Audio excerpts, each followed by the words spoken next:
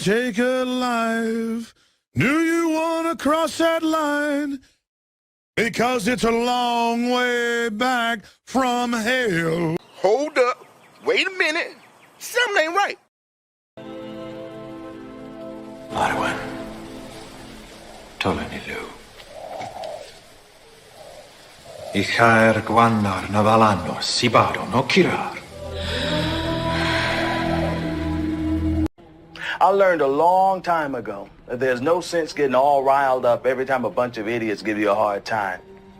In the end, the universe tends to unfold as it should. Plus, I have a really large penis. That keeps me happy. Now, what you've got here is a scrotum and nothing else. Vagina. Vagina. Vagina. My mind is a raging torrent, flooded with rivulets of thought, cascading into a waterfall of creative alternatives. God darn it, Mr. Lamar. You use your tongue prettier than a $20 whore. Vagina.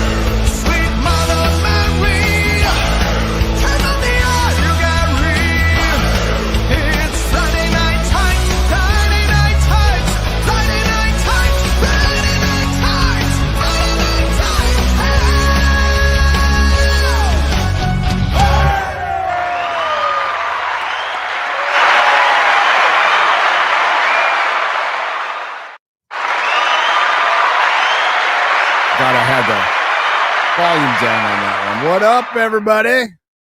It's Monday. It's actually not Friday for those of you who are not aware, not keeping track of the days, especially if you're a YouTuber. Welcome to the show.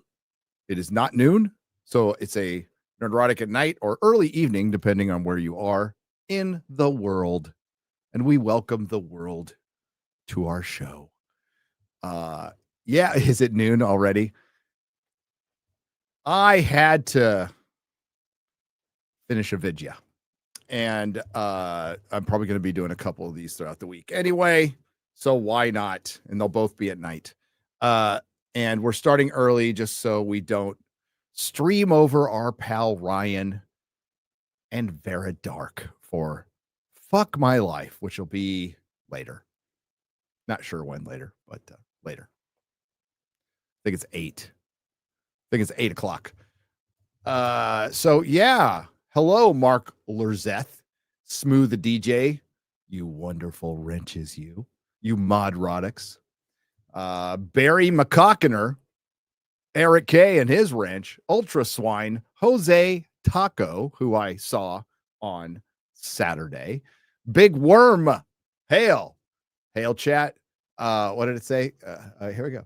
Oh, the JR vid was great today. Thank you, Big Worm. I appreciate it.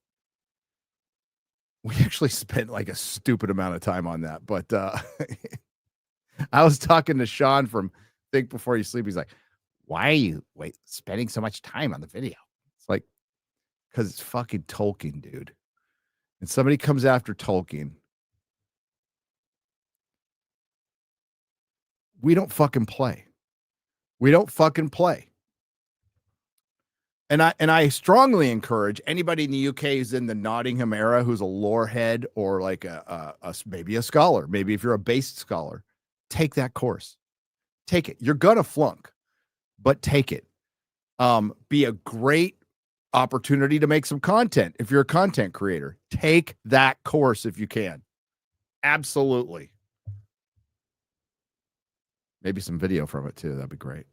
I don't know if it's online or I have no idea. I don't care, but you do not fuck with our beloved professor. But as I said in the video, it's and as others have said, it wasn't just me.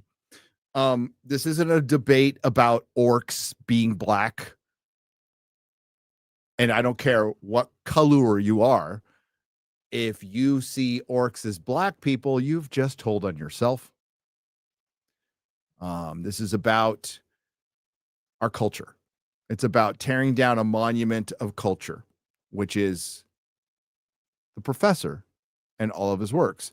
And for the C.S. Lewis fans out there, and Shakespeare, and Milton.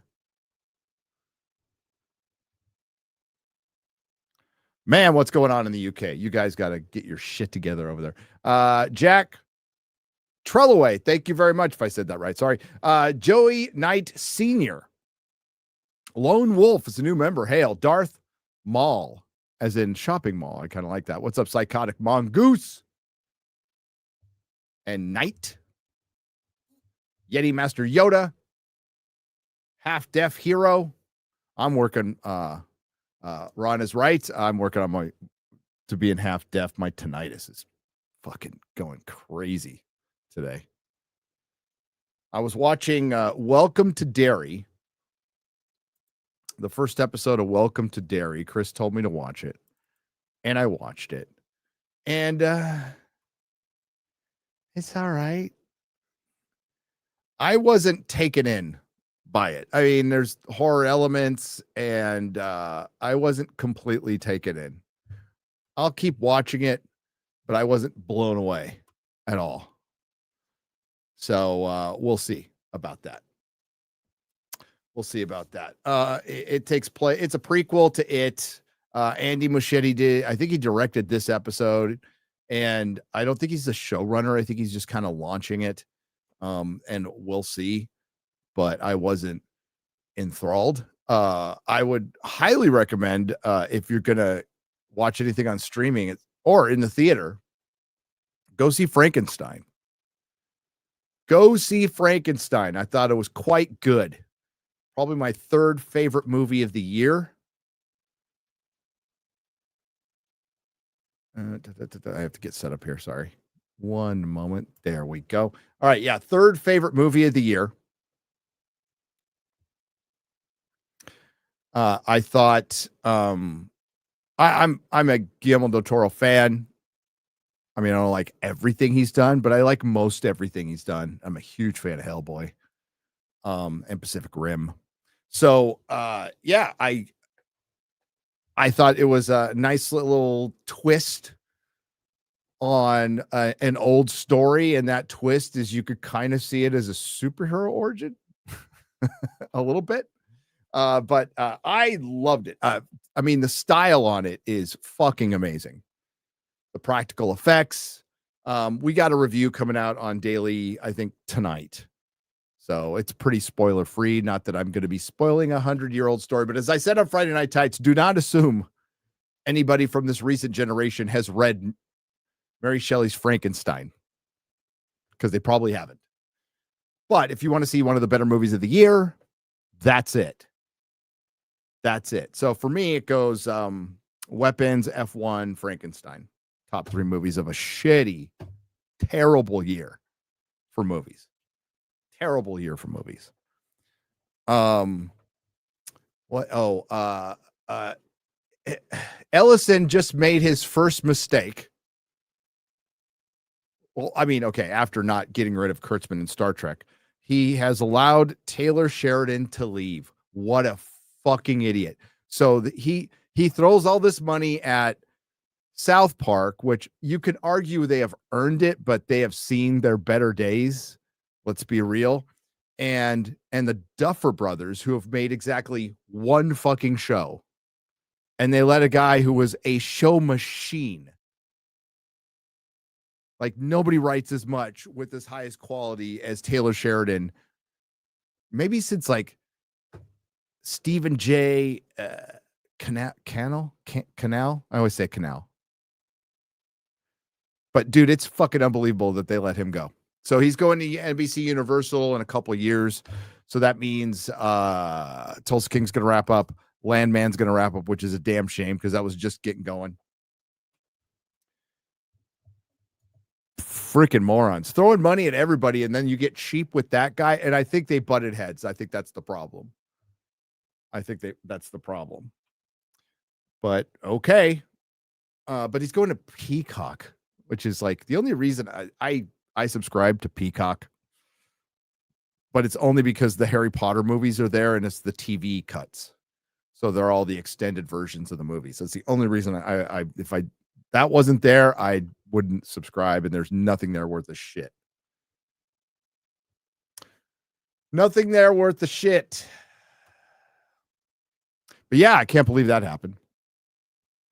But yeah, the Duffer Brothers, it's like,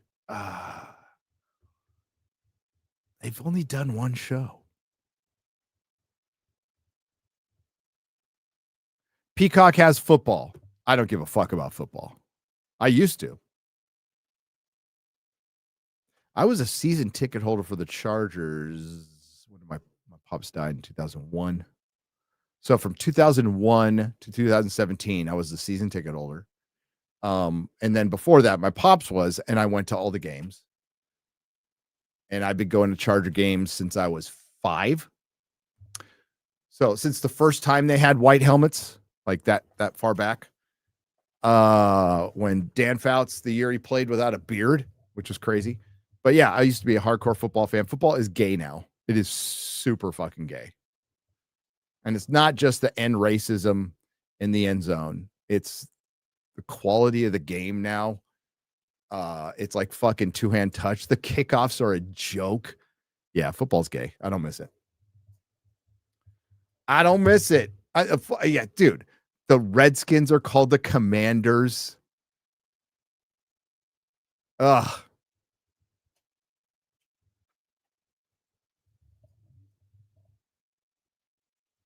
Yeah, it's nice. It's much nicer having my Sundays free.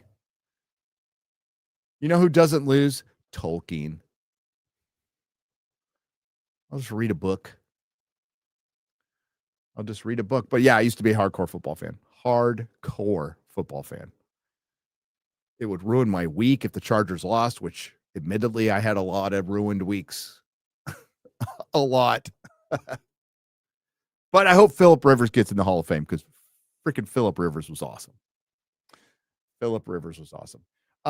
Yeah, did Space Con at the Rippaverse booth. That was tons of fun. Considering like how like little I promoted it. It was a pretty crazy turnout. So thanks to everybody who came out. I really appreciate your patience waiting in line. Thank you. And it was kind of weird. So my table was right next to the hall. So while I'm meeting and greeting, there's Billy D. Williams and David Duchovny, Hayden Christensen. It was pretty cool.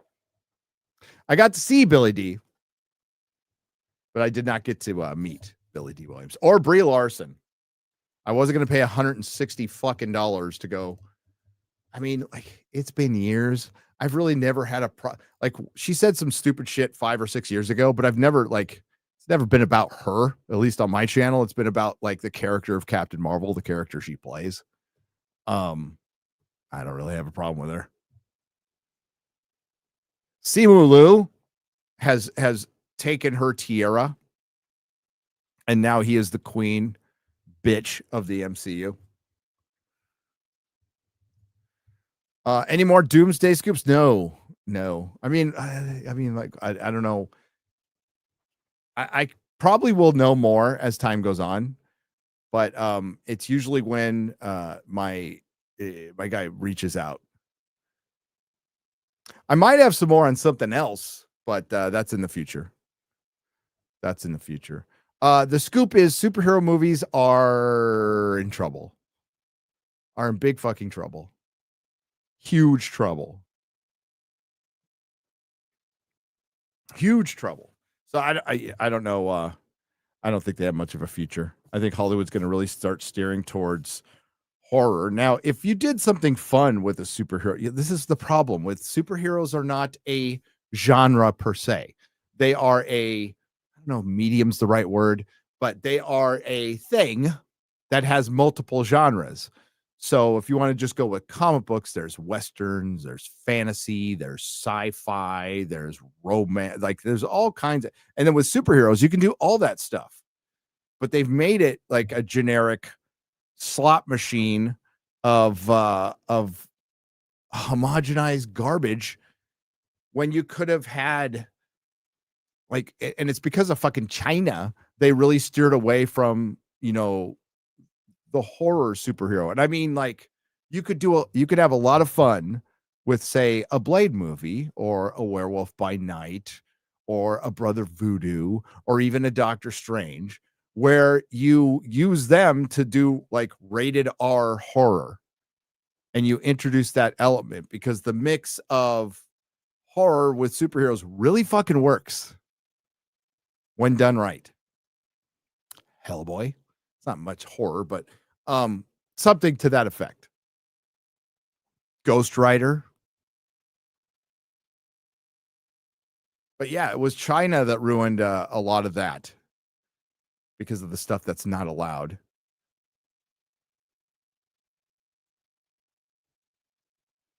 A good version of Cloak and Dagger that were introduced in Spider-Man would be great. The TV show was not great. I did review it on many years ago when it came out.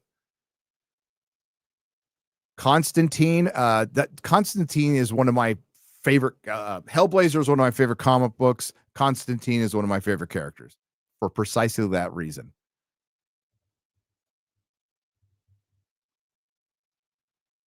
So yeah, horror combined with superheroes is a great genre that is untapped right now. That could be great, but no, they just, it's all galactic threats and stuff. They have Mephisto right there the whole fucking time. That is supposed to be your next big bad after Thanos. And Doctor Doom is the number one villain of the Marvel universe. I agree. But he's not more of a threat than Thanos, unless he gets some wacky MacGuffin, right? It's like saying Joker is more of a threat than Darkseid. Joker's obviously the number one villain in the DCU, but he's not the most powerful. So if you want to have a bigger threat, you go Mephisto next.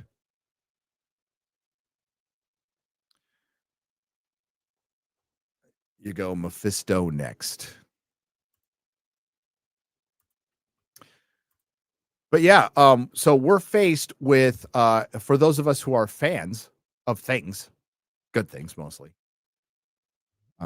we've been starving to death. But just for any material whatsoever, it is going to be a drought. I predict, and I will be probably right on this because I know my own channel, this will be the first time ever we have a better. I've always had pretty good Januaries. A lot of YouTubers cry about January. I've always had pretty good Januaries. This will be the first January to be better than December, because in the nerd sphere anyway, next year is fucking stacked. Not saying with good stuff, but it's stacked. There's a lot to do. January alone, we have Night of the Seven Kingdoms. We have Star Trek Academy and Wonder Man. I'm not going to say they're all high tier, but that's shit I normally cover. Star Trek Academy is going to be a fucking shit show. It is going to be the easiest thing to mock. It will be the acolyte of Star Trek. It'll be fucking hilarious. I am actually genuinely looking forward to it. And then as the year progresses, we got House of the Dragon, Rings of Power, Spider-Man Brand New Day, Avengers Doomsday, Supergirl, Lanterns. I know I'm forgetting something, DC. I know I forgot One Piece, like a ton of shit. All the shit they held out for whatever reason this year is all gonna be next year. Tons of shit. I wish One Piece would be good, but man, it's a season 2 of Netflix. Oh yeah, there's the 28 years later. Nia DaCosta, not so sure. Yeah, Bone Temple's coming out. A lot of shit's coming out next year. Mortal Kombat 2, which actually looks pretty good. Attack Story. It actually looks pretty good. Yeah, I don't know what is going to be good. I think House of the Dragon season 3 will recover. I think that'll be a better season than season 2. So I am looking forward to that. I'm really looking forward to Night of the Seven Kingdoms, which is just a couple of months away. But holy shit. So we're going to have something every month where this year it was a fucking desert. Like, it was terrible. Clayface, that's right. Clayface is coming out. And you know what? Clayface will probably be the one good thing because it's written by Flanagan and not written by James Gunn. I forgot who's directing it though. The Last Samurai, that Netflix trailer, I saw Disbrew share it. That looks pretty fucking good. That's coming November. So I mean, this year, for sure, everything on streaming, streaming had better stuff than film. Oh, next, The Gentleman season 2 comes out next year. Yes.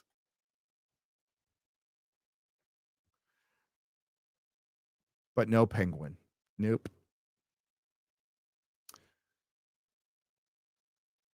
Strange New Worlds is Star Trek Strange New Worlds is fucking terrible.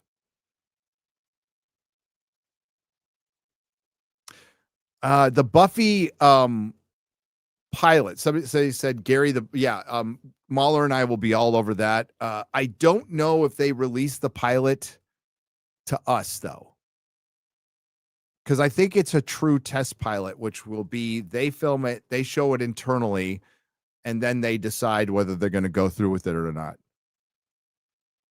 And I think it's 50-50, even with Disney. I think it's 50-50. Also next year, this could happen by the end of the year. We will get official word that Disney has moved away from Doctor Who. I'm waiting for that. Oh, I'm all over. And listen, the next Battleground, whether we like it or not, and it's not necessarily going to be a culture war battleground. I think it's just going to be a battleground, although it certainly could turn into that, is Harry Potter. For multiple reasons that you know, just for J.K. Rowling existing. Then there's the quality of the show. Then there's Black Snape. So there's a lot of things. Harry Potter and the lead up to that is going to be fucking nuts. Nuts. Star Wars nuts. Because Harry Potter is the millennial Star Wars. And a much healthier franchise than Star Wars is.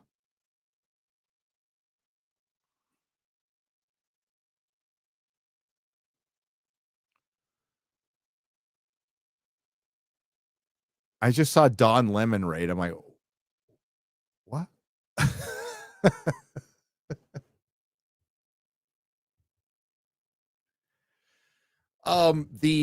Okay, so we have a clip. God, I can share it with you. I sent it to Ryan and I complained, and Ryan's like, shut the fuck up. But like, seriously, I'm going to complain about this. All right. So we're going to play a little clip of the Harry Potter.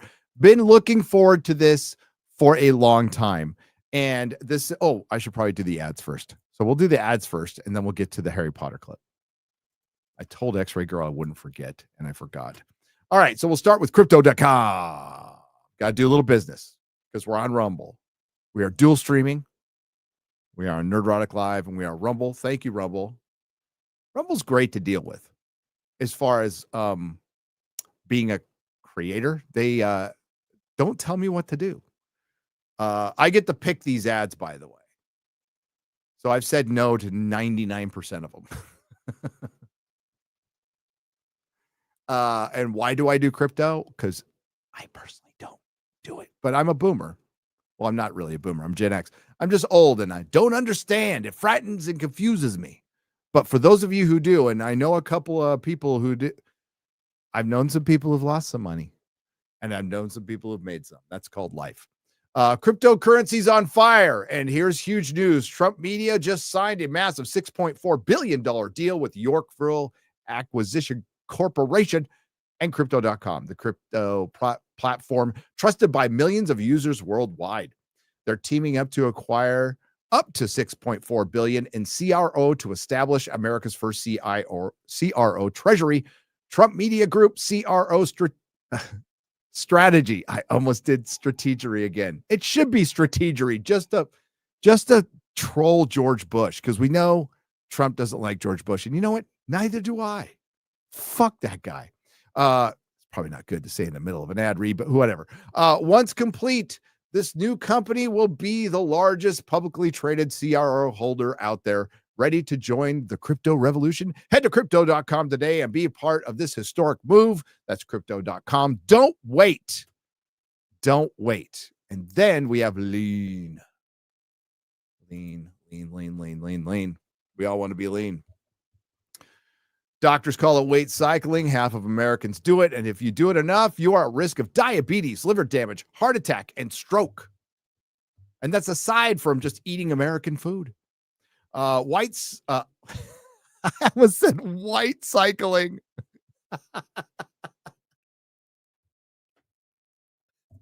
X-ray girl, white cycling. Cycling through all them whites. Weight cycling is when you lose 10 or so pounds, but then you put the pounds back on plus a couple more. That puts tremendous strain on your organs and leads to serious health issues. Bottom line, most people need help to stop weight cycling. And here's a great way.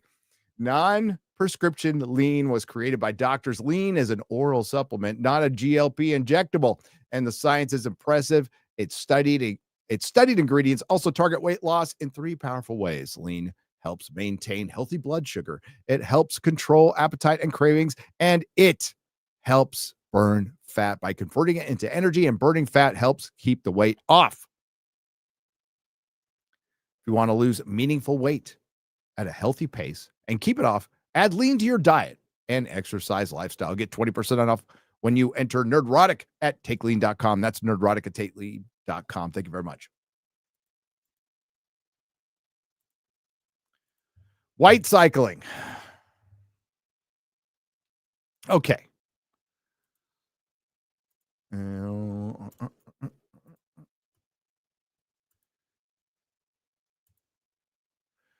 I, again, was looking forward to this. And I still am looking forward to this. I wondered at the time, because the audiobooks are really good. A lot of people love Stephen Fry, probably because you kids grew up on it. I like Jim Daly. But that's cool. They have a box set, a pretty cool box set, and that's the Stephen Fry version. I have that. Physical media. But I always wondered at the time, like, and I wonder this about A Song of Ice and Fire too. Why haven't you done a full cast audio drama? They're pretty inexpensive to make. And I think there will be massive hits. Now, this will be the best-selling full cast audio drama in the history of full cast audio dramas. I can easily predict that now without knowing any of the numbers. But this will be the most purchased, most downloaded, most listened to full cast audio drama of all time by orders of magnitude. Now, as a fan of audio dramas, what really drew me into audio dramas was Hitchhiker's Guide to the Galaxy. I used to sit by the radio back in the early 80s. And I would wait for the Star Wars audio drama, which is spectacular, by the way.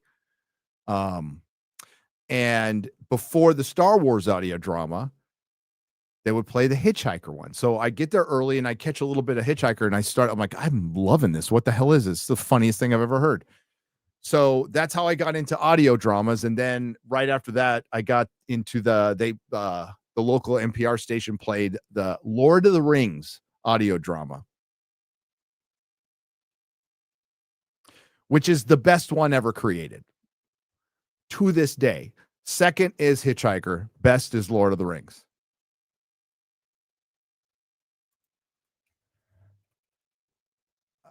Best in Lord of the Rings.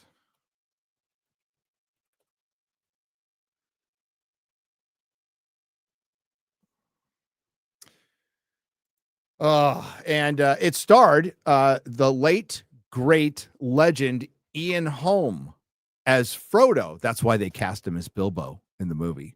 Lots of connections to that radio show, to the movie. Peter Jackson kind of used that as somewhat of a roadmap for the films, right? Was a big fan of that. So you had Ian Holm. You had Bill Nighy as Sam. John LeMessurier as Bilbo. And what they allowed is they made it theater of the mind, true theater of the mind. So there's a narrator with his posh British accent, and he would set up scenes, but then they let your brain use, like if somebody's opening a door and walking to a room, we don't have a narrator go, he opened the door and walked into the room. None of that shit goes on. You figure it out through spoken language and sound effects. Another thing they did, which was crazy, this is the sound mixing on this, and remember this was done in the 80s, is fucking nuts. So they all stood in the middle of a room with a mic over here. But the sound engineers at the BBC at the time were probably they were fucking great how they pulled this off. So they really pulled off sounding like you're in a room, sounding like you're outside, and making it like genuine. And I've listened to a ton of audio dramas, including all the Doctor Who ones, the Big Finish ones, which are good, but they're a bit overproduced. I think we can all agree that if you're a fan of the Big Finish before they went completely woke with the rest of Doctor Who, which were really good, by the way, a bit overproduced, a little bit. And the British have a tendency to do that. They really kind of go a little crazy with their audio dramas. Lord of the Rings is perfect. It's perfectly paced. And, you know, if at night, if you're listening to it, like you're in the fucking Shire in your head. It's so good. So I heard this and immediately something stuck out to me. I think the cast is great. The young lady playing Hermione Granger sounds fucking perfect. And I think she's going to be a perfect Hermione in the show. She's playing Hermione in the audio version and in the live action version. Well, let's listen to a little bit. He had just raised his wand when the compartment door slid open again. The toadless boy was back, but this time he had a girl with him. She was already wearing her new Hogwarts robes. Has anyone seen a toad? Neville's lost one. She had a bossy sort of voice, lots of bushy brown hair, and rather large front teeth. We've already told him we haven't seen it, said Ron, but the girl wasn't listening. She was looking at the wand in his hand. Oh, you're doing magic. Let's see it then. She sat down. Ron looked taken aback. All right. He cleared his throat. Sunshine daisies, buttermellow. Turn this stupid fat rat yellow. Okay. Too much narrator. Too much fucking narrator. I don't need the narrator telling me things that I clearly heard. She sounds bossy. I can tell that she sounds bossy. Now, if you want to describe her having, setting it up to where she's got, describe a description, that's fine. But basically, they're just doing the audiobook voiced by other characters instead of doing a fully cast audio drama. So I thought it would just be a fully cast audio drama, but no, this is just the book with voices. So I'm going to have a narrator go, he clears his throat. And then I'm going to hear somebody clear their throat. So am I being a little nitpicky about this? Yes, because I think it would be better as without that. And we're going to have this narrator just, yeah. So I'm still looking forward to it. I'm still going to listen to it. And maybe it was just my expectations that this would be an audio drama, but it's not. It's an audio book. That was way too much narrator. So after all that time, I was like, God damn it. So I know, like, it's for kids. I understand that. But as a kid, I listened to that Lord of the Rings thing where we had a narrator set up a situation and then they let you go using your imagination.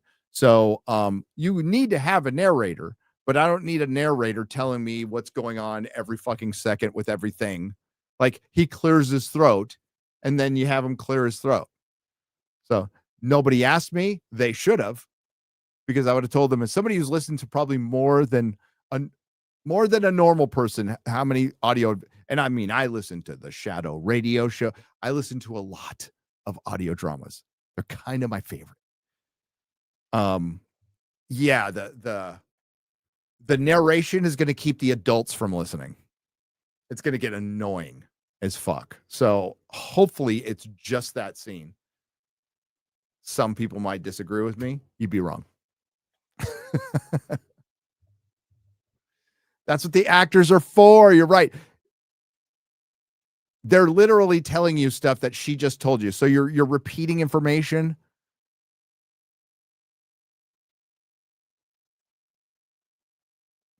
Yeah, a lot. Let the children's minds, let our minds do the, I'm guessing he walked through a door. You know how you can tell? You can have the door roll, have a sound effect of the door rolling. We know you're in a train.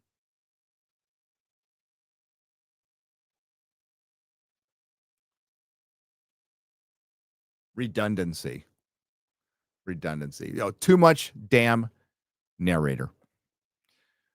They have a Pakistani playing Snape, but listen, it's theater of the mind, whatever. But that guy still looks more like Snape than Papa Asiato. So if they had cast the Pakistani guy as Snape, I'd have probably been a little more okay with that than Papa Asiato, because at least the Pakistani guy is pointy, right? But yeah, I mean, some people are going to bring up like Oscar Isaacs as Baron von Frankenstein. Fuck, I hate modern Hollywood, and it makes us have these conversations, but he absolutely works when you see it. Absolutely works. There is one instance, and I mean, it's tiny if you blink it and you miss it, of possible modernity, but the rest of the movie, not woke. Everybody else is cast correctly for that region. And fucking the sets, best sets you're going to see all year, best practical effects you're going to see all year. The body horror is almost artistic. It's gruesome. But it's not like Saw gruesome. Shad might disagree. But yeah, I mean, you're putting together a body, so there's some sawing going on, so breaking limbs, and they're like like that. Big pile of heads. I was really looking forward to Frankenstein. I'm pretty fucking happy that it was good. It's like, thank God something was fucking good.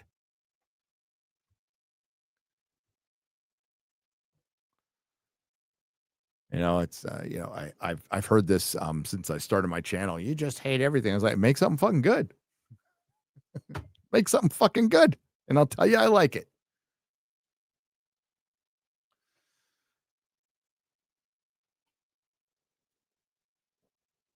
A lot of I guess another anime did well in the theater. Chainsaw Man, which a lot of people like. Admittedly, I really like the art in it. I think it's I might get drawn into that one.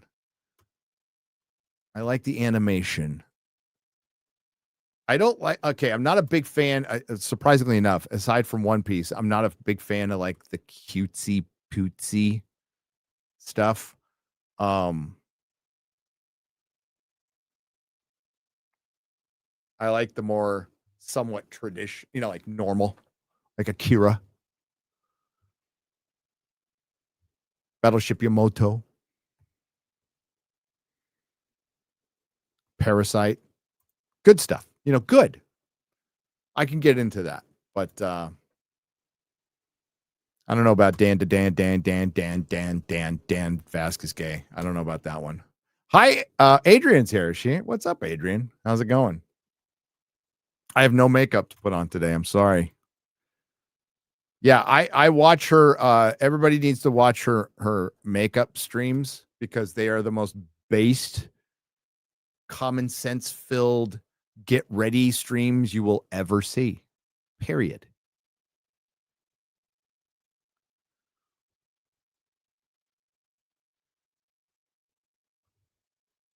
Well, listen. In the 80s, dudes put on eyeliner. They just did. And we mainly did we did it because the girls would put it on for us. So you'd have some hot woman putting on your eyeliner, kind of leaning, hot, well, teenage girl, but you know what I mean. It was the 80s, man. It's a little weird. It was a little weird. Okay, it was a lot weird. Not Boy George. There was a lot of artists back then were like, I had no idea he was gay. Everybody knew Boy George was gay. Everybody knew Frankie Goes to Hollywood was gay.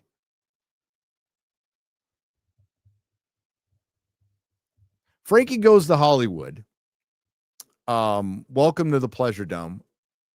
A really good gay as fuck album, but really good. Who was it? Oh my God, I'm going off the top of my head. Trevor Horn, right? Who produced it from the Buggles?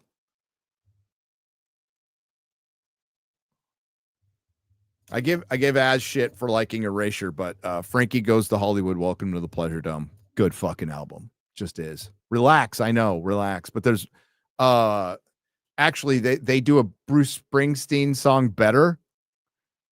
Their version of Born the Run is better than Bruce Springsteen's.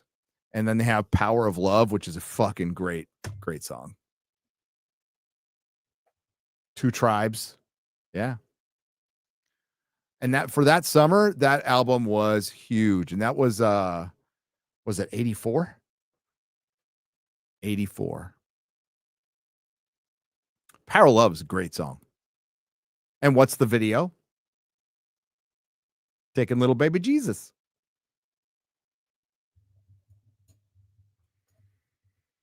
Little Baby Jesus. Springsteen's fucking terrible. His I guess he's got a biopic or whatever. I don't know what the fuck it is. I don't know who'd want to watch it. It was hard enough watching a Bob Dylan one. Like, at least I kind of respect Bob Dylan.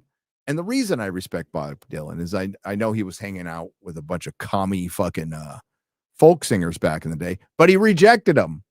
He rejected them all when they tried to like hook him into all the politics. He's like, fuck you. I'm here for the music. So I respected that. But he still sounds like this. And wait, there's actually a video. It's pretty funny. Hang on. Let's see if we can find it. I think I put it in FNT Biz.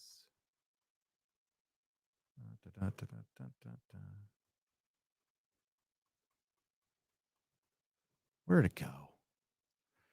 Where'd I share it? I can't remember. Not there. I have too many fucking messages.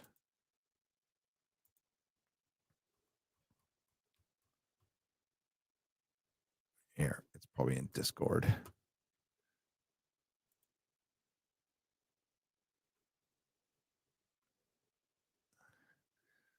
There it is. This is pretty funny and accurate.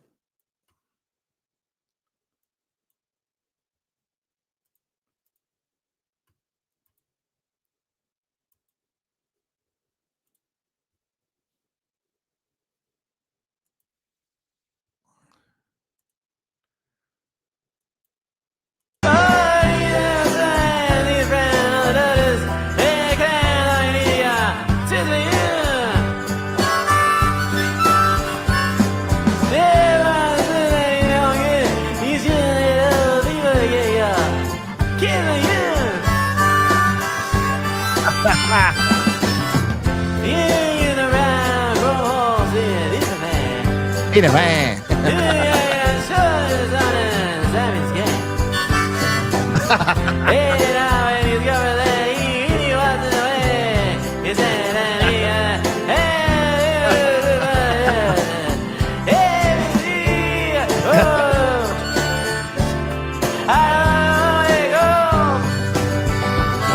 See,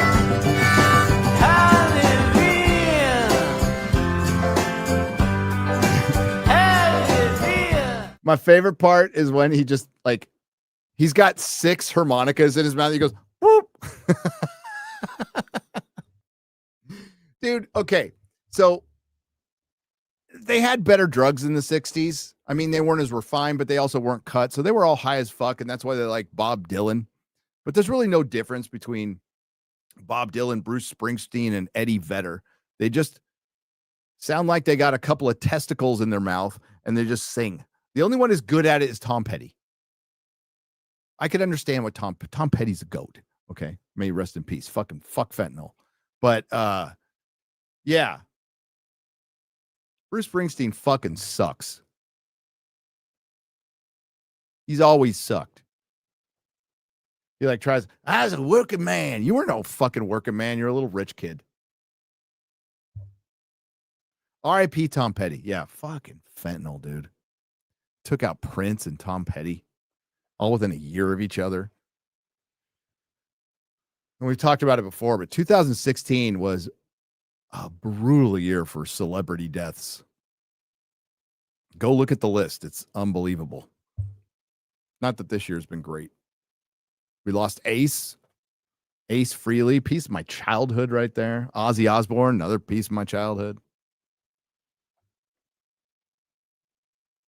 John Belushi's Joe Cocker was legendary, Dave Miller. Legendary. Oh, and David Bowie. He didn't die. He just went home. Okay. The David Bowie one and Prince kind of hurt. Okay. I know there's a lot of Michael Jackson fans out there. And I think Razorfist has done a pretty good job of kind of laying out like he was just a weird dude. Now, would I have done the stuff he does? No. But I was never like a huge fan of Michael Jackson. I respect like his talent, his ability, and he was the biggest pop star in the world by far. But I was more, if I had to choose between him and Prince, I'd take Prince because Prince could play every fucking instrument. I actually liked Purple Rain quite a bit. Let's Go Crazy is a fucking great song. But yeah, like, yeah, more of a Prince guy. And way more of a David Bowie guy. David Bowie's the fucking greatest artist who's ever lived. And we miss him. The world has not been the same. Motherfuckers like Bon Jovi still making music. That's why music is shit right now. We talked about that on FNT, going over Matt Walsh's video. And Matt Walsh wasn't wrong. And Lemmy, of course, that one cut real deep. That was a while ago, though. That one cut real deep.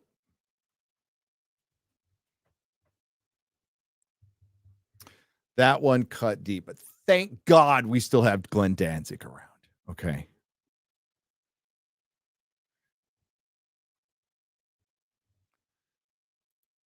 Thank God. Oh, okay. So I messaged Jeremy earlier with this and the news came out. I mean, I don't think it's a surprise to anybody, but well, fuck. Now I got to follow through with my promise. Gavin Newsom is going to be running for president.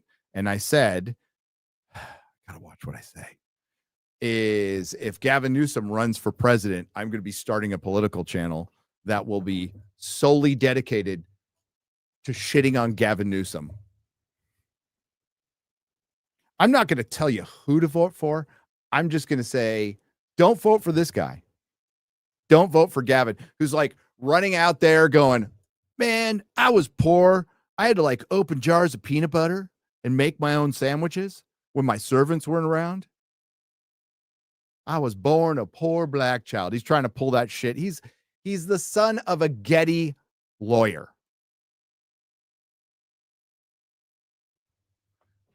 He owned restaurants, wineries, went to posh schools. There's that picture of him holding reading a newspaper when he was a kid with a fucking scarf on. I bet you he walked around with a fucking ascot. Like full preppy. He's also one of the worst politicians who's ever lived. And if you want America to be exactly like California, then you'll do it. Now, is there a lot of Americans who will vote for him because they're fucking retarded? Yes. There's a bunch of Californians who vote for him. Daddy Gavin. His hair's so nice.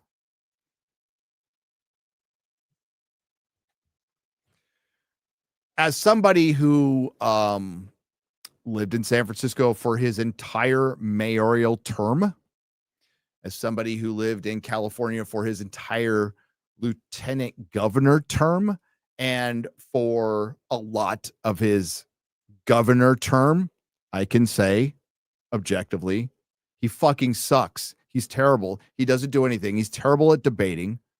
He's good at getting attention. He's good at playing to his base and telling his base whatever they want to hear without delivering anything, and they'll fucking lick it up.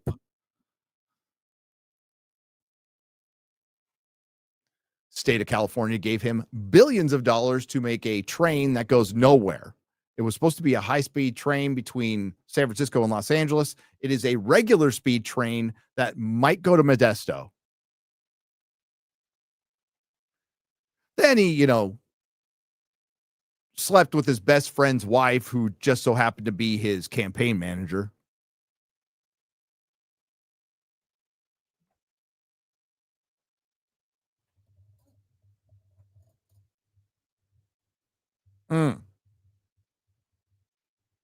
JD Vance wins easily if Gavin runs. Gavin is not liked in the rest of the country, even by Democrats. What's crazy is Hollywood will back him completely, and he holds a lot of responsibility for the condition that industry is in. Now they do too. They wrote all the bad shit. But as far as like tax relief, that's something Gavin and his supermajority in the California State Senate could have handled in a day. And they probably would have gotten the Republicans on board for that one. They don't like taxes. They want to keep the industry there, keep the money flowing.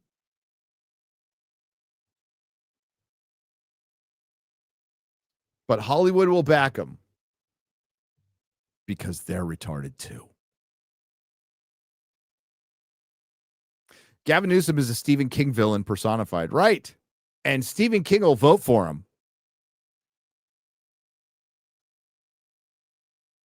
Matt Marsden, every time celebrity says something stupid, which is multiple times a day, he goes, not all celebrities are like this. Getting harder and harder to believe, Matthew.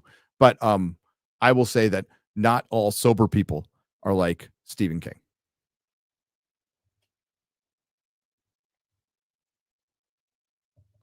Is it retardation or evil? That's a good question, Doc. I will say yes.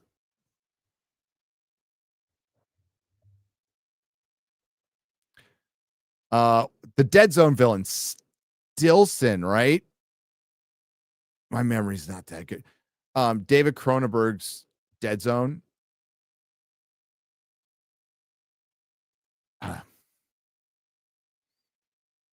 Second best Stephen King movie adaptation.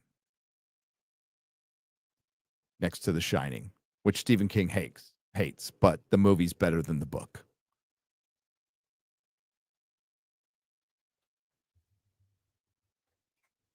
Great movie.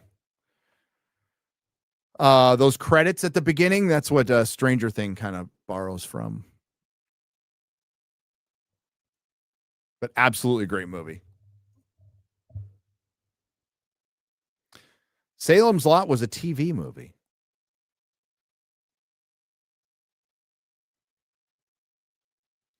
But yeah, as far as Newscomb, I took it personal. So Newscomb, California Psycho, was one of the people directly responsible for killing my wife's dream. So that's not the kind of thing I will, better people than me will forgive. I won't. And I won't forget. So fuck that guy. I'm going to dedicate a fucking channel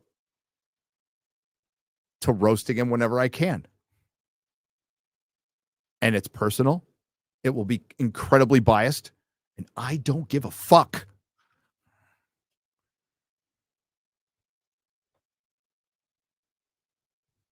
And then, you extrapolate, like watching what my wife went through, watching her successful business just get ended on the whims of corrupt, evil politicians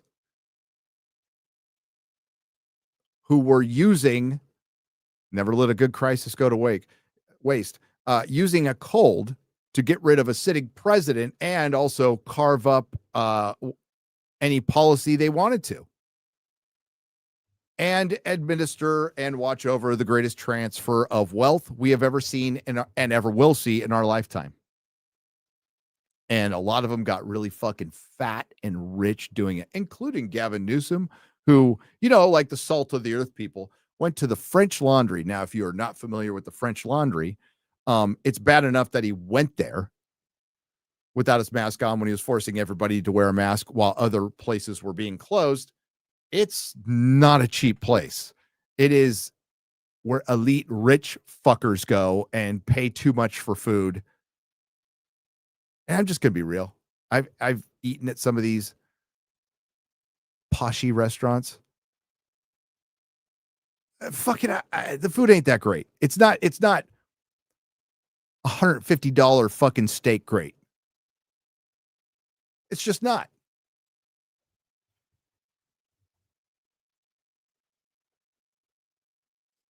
Does he own the French Laundry? No, he owns I don't know what restaurants he owns anymore. He owned a couple. He owns a winery. The winery was allowed to work, by the way, too. That winery was essential. So were actors. It wasn't essential. God, I know people, they closed gyms. I was going to my 24-hour fitness in the parking lot under a tent.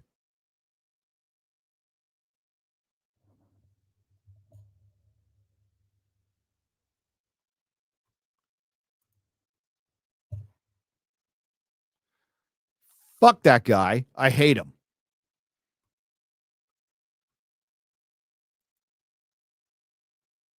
But there will be, and it's going to be frustrating, guys and gals. It's going to be frustrating when you see people. It's getting less likely each day, but people you thought were sane, like back Gavin Newsom, just because he isn't Trump. But these are also the same people you thought were sane, celebrating the death of Charlie Kirk. I'm guessing there was a mass shift. No, I'm not guessing. I know I'm right. So after the Charlie Kirk assassination, there was a mass shift in friendships. Like it might have been the biggest single shift in friendships, at least in America, ever. A lot of relationships were changed that day or just outright ended.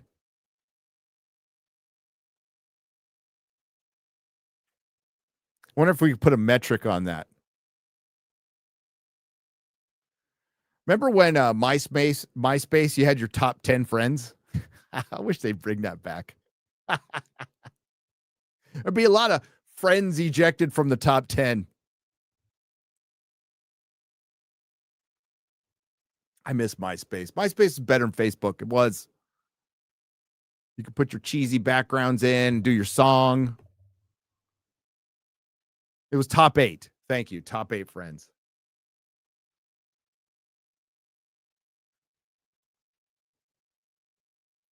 Top 8 friends. All right.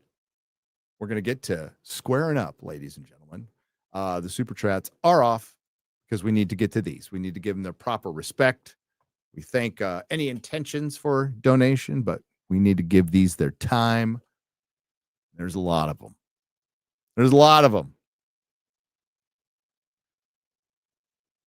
Let me plug Friday Night Tights real quick. So we should have a fun Friday Night Tights. We got Epic Mike and Vera Dark will be on the show. We'll also be wearing our costumes. Some of them may be politically correct. Some of them may not. I'm kind of going back and forth on which way I want to do my costume. And the more I think about it, the more I want to make the decision that I shouldn't make.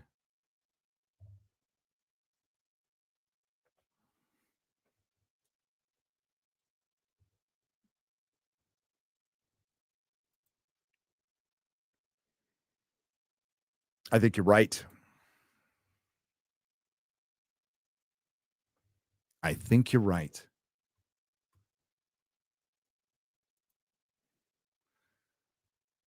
Oh, remember Hassan Piker? Oh, that was in the news. And remember when I said nothing will fucking happen to the guy? Yep. Hamas Piker says snacks for $2. Nothing's going to happen to the guy. He's like the DSP of leftists. He's going to be around forever, just annoying the shit out of people. But I think ultimately at this point, if we now know for sure that he can say whatever he wants, but he fucking abused a dog, that is usually will end you in America career-wise. But what would absolutely drive him the most crazy is ignoring the fuck out of him. Completely. Watch him lose his shit. He started doing that before October 7th. His views were going down and he was losing his shit.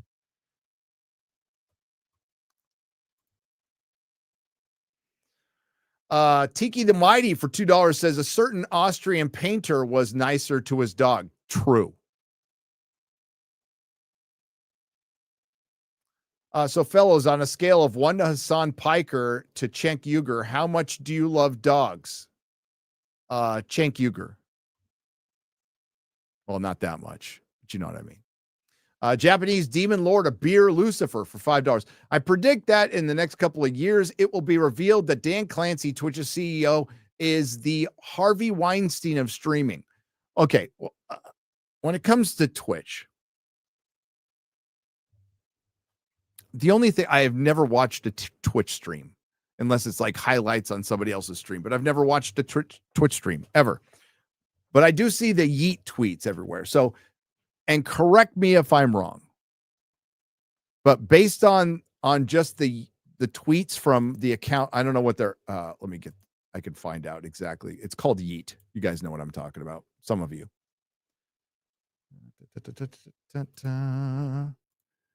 It is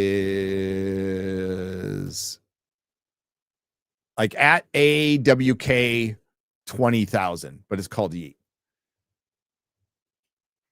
But based on his or her posts alone, it seems to me that Twitch is a place of Adderall-infused leftist streamers who talk about each other, sue each other, sexually assault each other, shock their dogs who are used as props, and their CEO is a pervert. Am I wrong?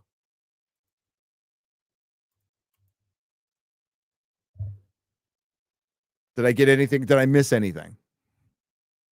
I mean, what Twitch is currently. No, things have gotten so bad with Hassan. People on Twitter were going, well, maybe Destiny isn't that bad. He is. Destiny is a perv. But that's my assessment of Twitch based on Yeet's tweets. And no, just because Hassan is a dog abusing fuck, it doesn't mean Destiny isn't a pervy Adderall infused retard who thinks if you just talk fast enough and over people, you win debates. And he's also he doesn't know. Well, maybe he does know. Maybe Piers Morgan told him. But when you go on Piers, they set everything out, and Piers is killing it, man. Props to him for what he's pulled off on basically bringing Jerry Springer to YouTube. I fucking love it. I'm happy to be a part of it. But they always bring in a retard, a punching bag, a retard. Destiny is the house retard for Piers Morgan. And that's exactly how they see him.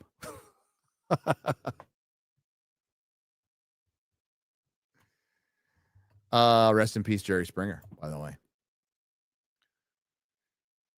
By the way, in an old stream, I am pretty sure Hassan admits to going to a Diddy party. Do with that what you want. I wouldn't be surprised. Nothing's happened. Diddy's out in 2028. I'm surprised he's doing any time, to be honest with you. Hassan, the dog lover. He doesn't love dogs. Gunn, this is from Ministry of Wrong Think. Gunn explained the DC universe. Gunn explaining directing men kissing his wife. Let's start from the beginning.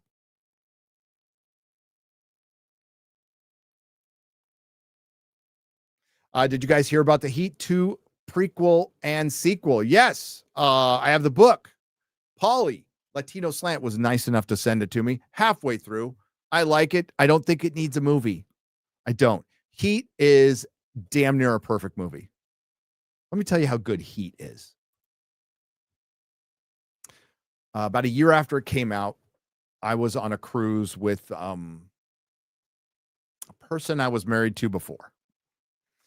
And Heat was on the little TV in our room. So we're on a cruise. And this is, yes, we were on Carnival, but it was before Carnival turned into Target, basically.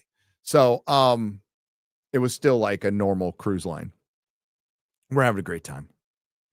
And then Heat comes on TV, and I stayed in my room and watched Heat while there's all this beauty around and fun to be had and islands to go check out. This fucking nerd stayed in his room and watched the entirety of Heat because I had to. It's the law.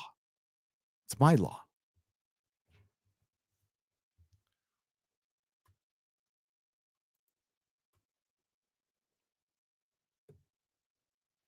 The wife at the time wasn't super happy about it. But you know, the universe tends to unfold as it should.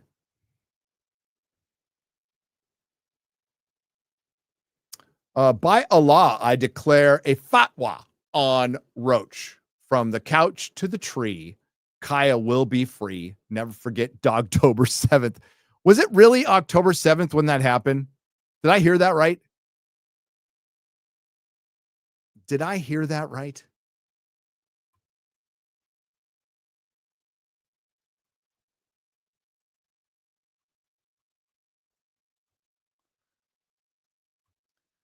Could Taylor Kitsch's character be alive in season 2 of Terminal List? We never really saw him die, and I want to see redemption arc for him. Well, I'm pretty sure he dies in the books, but we did not see him get shot. So you never know.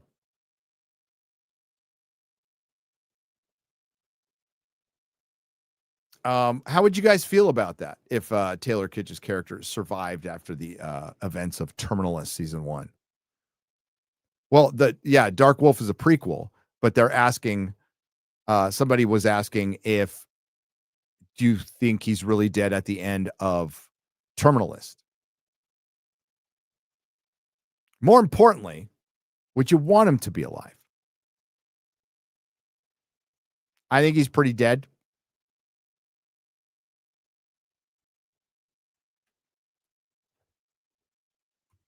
But you know how TV shows go. He was very popular.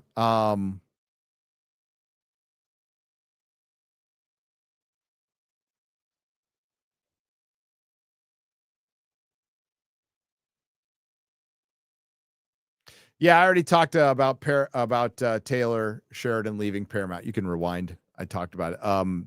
Paramount's fucking stupid. So that is your first red flag that Paramount's stupid.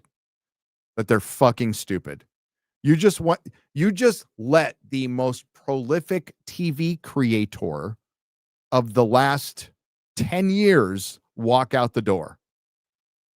And not a prolific TV creator of one show, one hit show, or 2 hit shows, or 3 hit shows. We're talking easily 7 hit shows in the last 5 years. Ryan Murphy hasn't done that. The Duffer Brothers haven't done that. Nobody's fucking done that.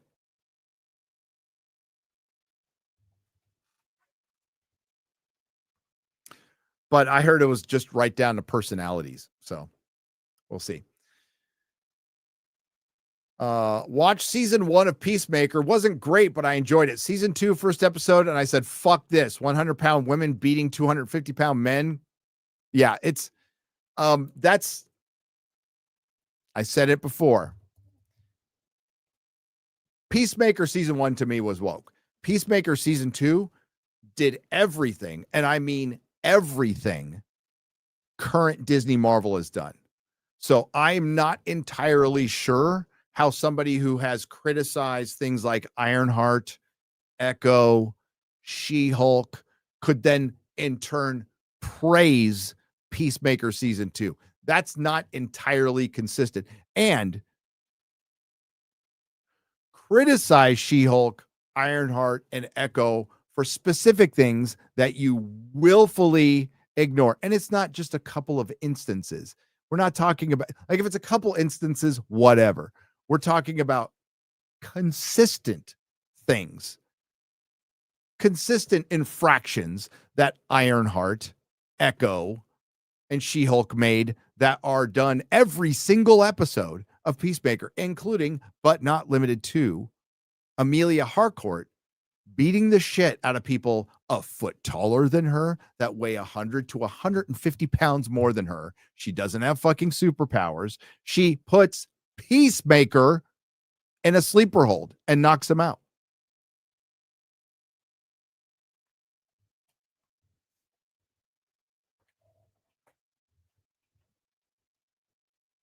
So, I mean, I'm not going to get in anybody's head.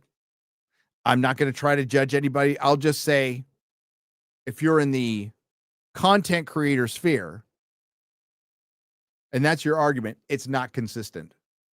And I'm not really sure. I have my suspicions, but I'm not sure why you're giving James Gunn's Superman a pass.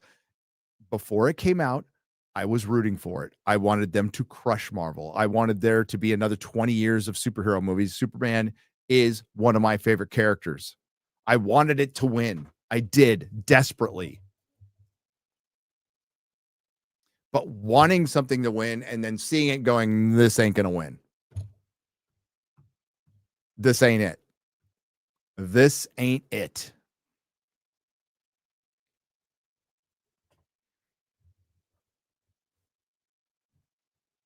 And, you know, it's completely okay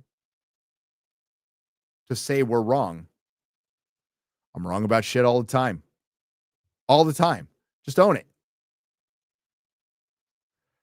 Or at least come out and say, I'm rooting for DC because it's not Disney. That's now how I see the world.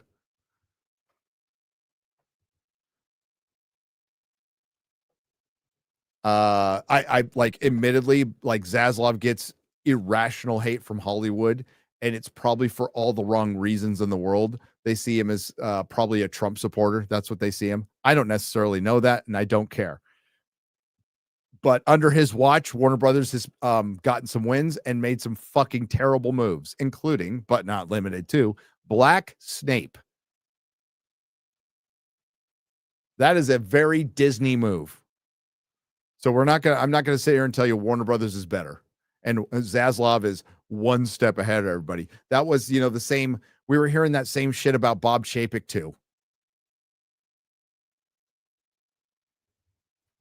And where's he? Collecting his money for being the voluntary fall guy.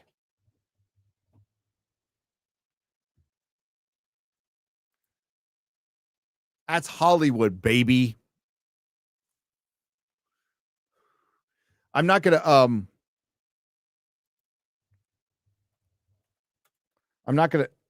I'm not gonna serve up false hope.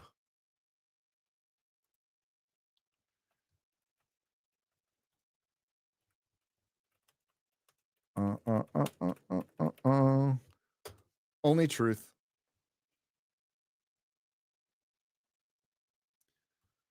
I wanted to make sure I worded this correctly from the professor himself. A little quote about false hope. False hopes are more dangerous than fears. Very simple quote from the great professor J.R.R. Tolkien.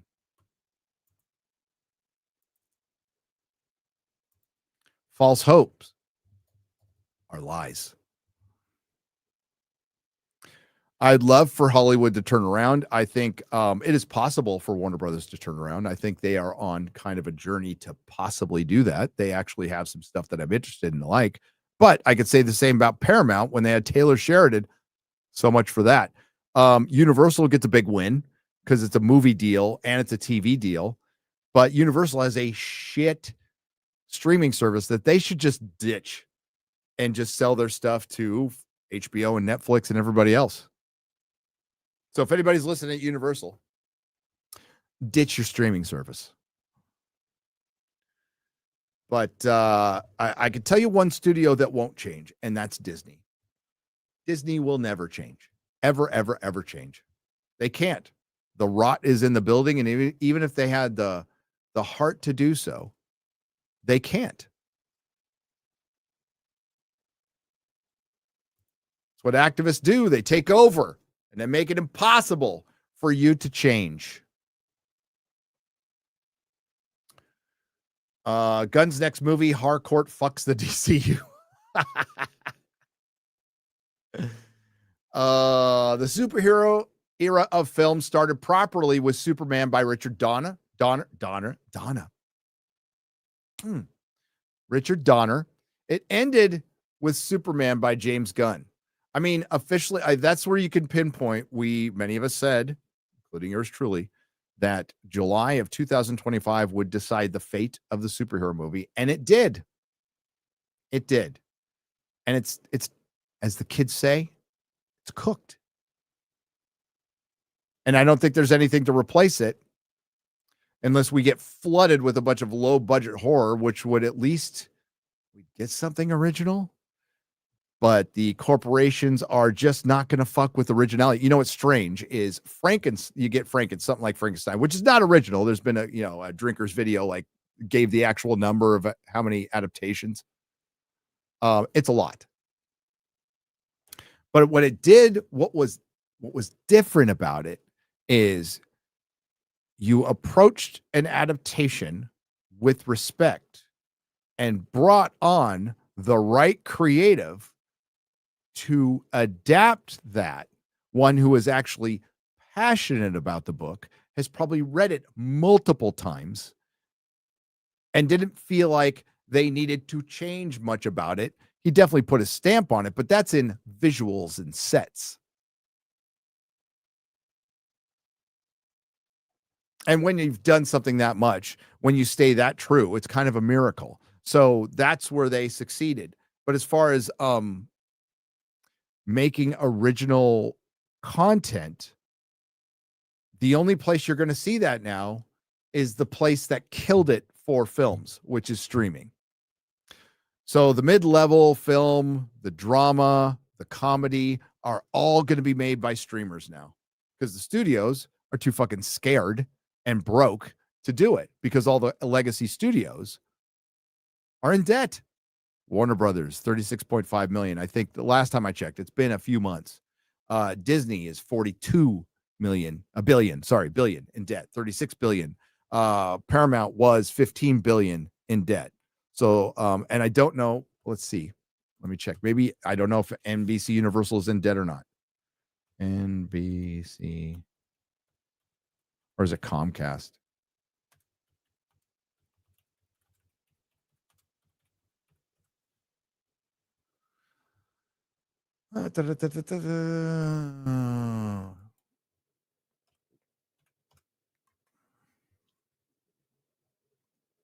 It's a subsidiary, so I got to say Comcast.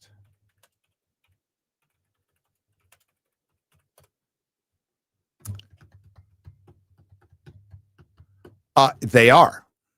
Yes, Comcast has significant debt on its balance sheet with a total debt of around, wow. They might be the winners. $101.5 billion. What's Disney?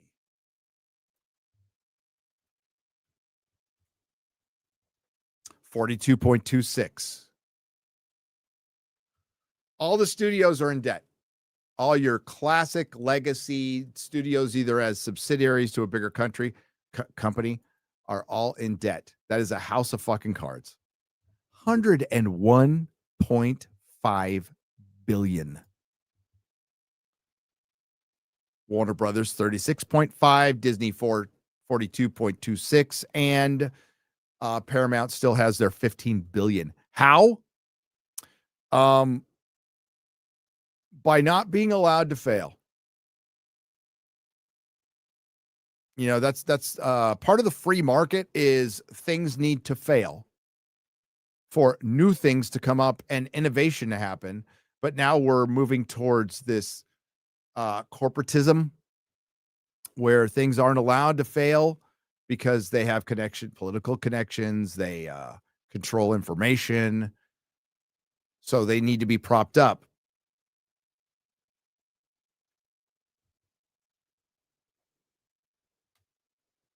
They need to be propped up. And I mean, you can only play this shell game for so long, and eventually these things have to either be sold or broken off, and that's what we're seeing right now. Two companies that have like actual liquid cash and no debt, no real debt. Operating with debt is bad. My very, very, very tiny LLC does not operate in debt and of any kind whatsoever. And if he even got close, I would, it would just wouldn't happen. It wouldn't happen.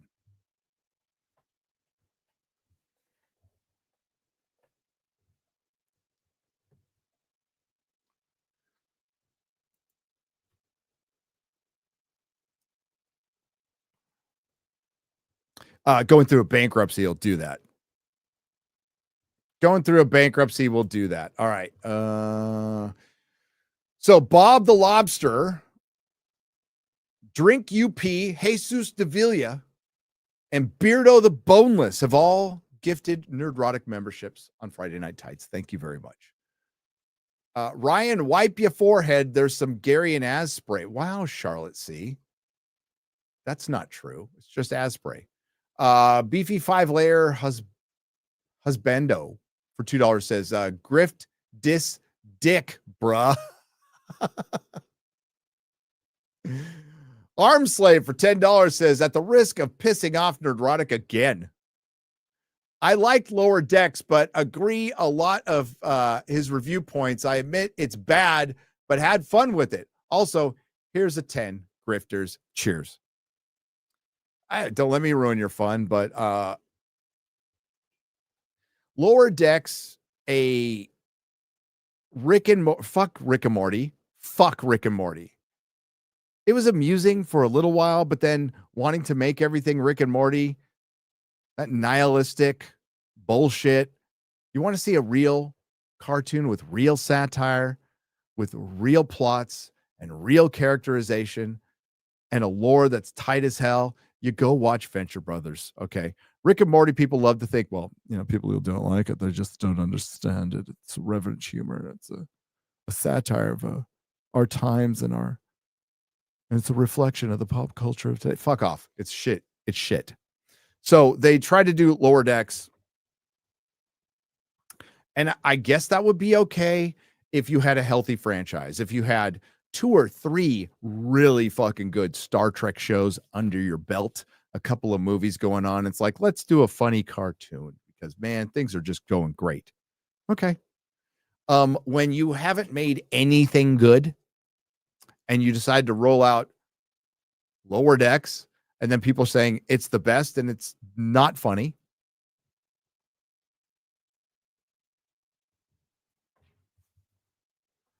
At all. I say no.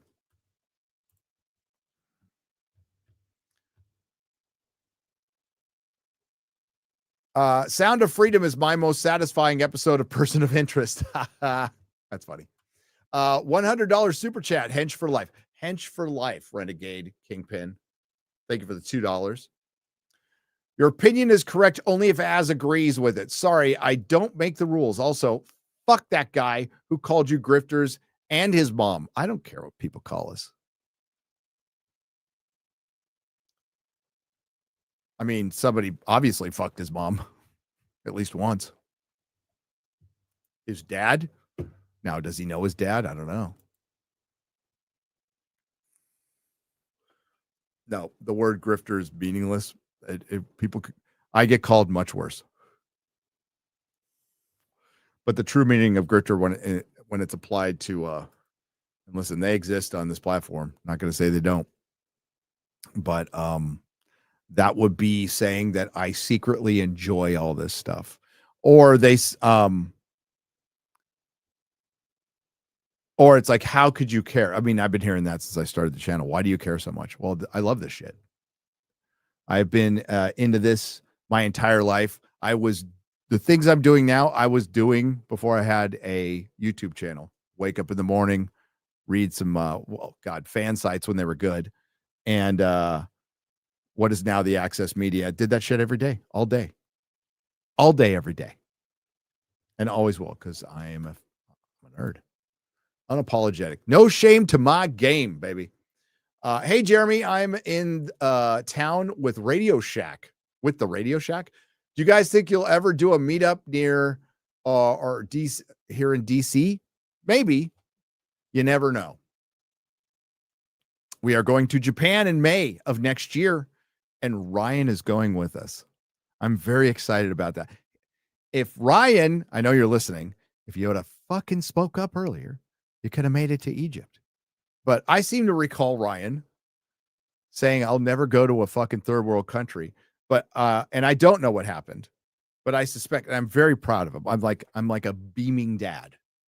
I'm so proud of him, and I'm so fucking happy that he went down the ancient civilization rabbit hole. So I'm guessing he went down the rabbit hole, caught a bunch of it. If you haven't watched them, Ryan, watch all of the Joe Rogan, Graham Hancock, Randall Carlson, especially the second one they did in 2015, which might be Joe Rogan's single best podcast ever. Then there's a more modern one.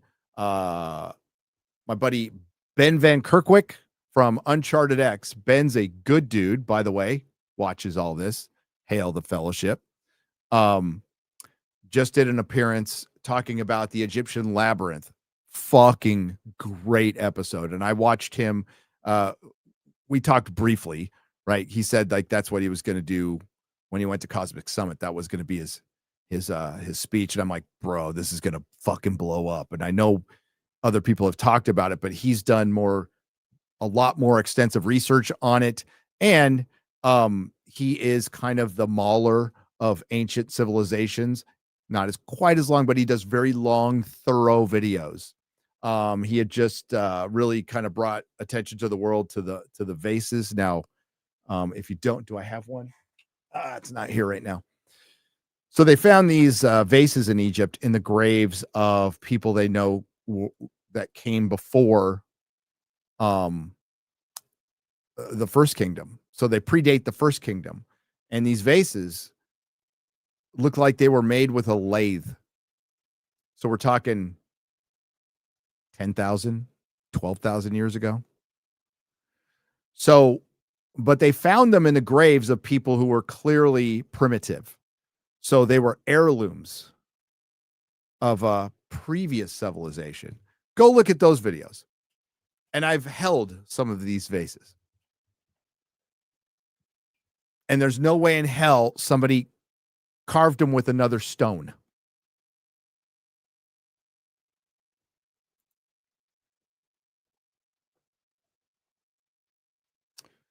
Tolkien is the African Tolkien. He was from South Africa. South Africa.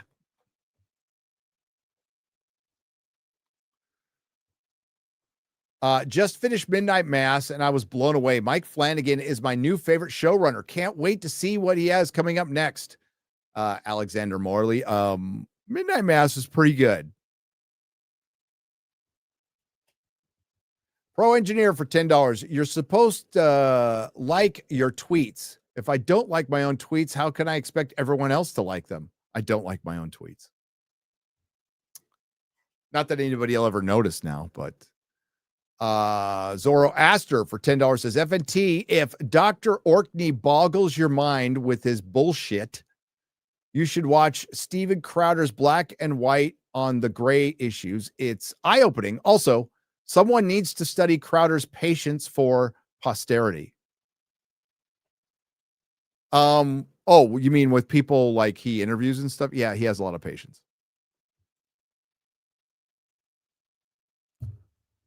I don't know if I would, to be honest with you.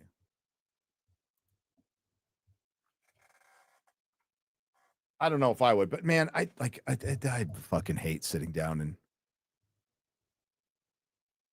like I can debate. Well, if I have to, but it's not like something I find fun.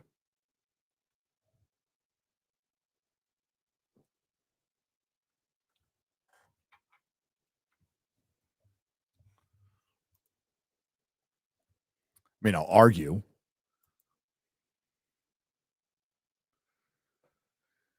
Pillow Princess X-Ray Girl is the greatest pillow princess in history, and her story will be passed down through the ages. We all kneel in her glory, says Cartman TKE for $4.99.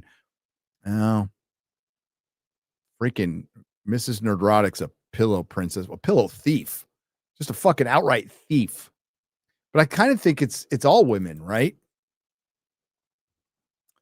I mean, yes, FNT is a debate show. I mean, argue, but I'm not like sitting down and debating like somebody like Destiny or something like that. It's like, no, I have no fucking desire to do that.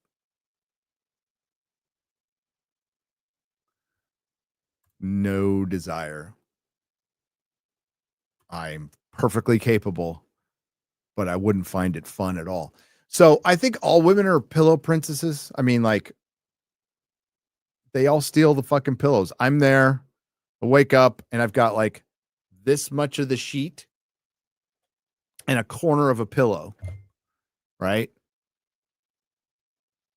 And there's Mrs. Nerdrotic and Remy, who's not supposed to be in the bed at all, but she always like, we put her in her bed at night, and then sometime in the middle of the night, she sneaks up, right? And then there's the other two dogs that sleep like near your head because they're small.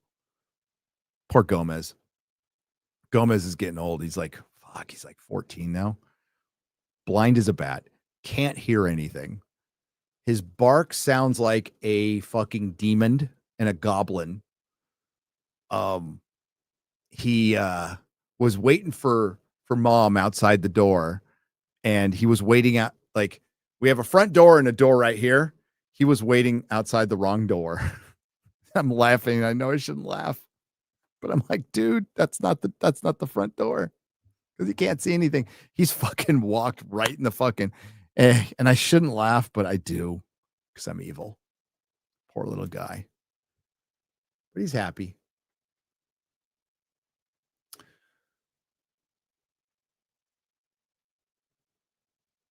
How am I supposed to say this name? Mythophilius?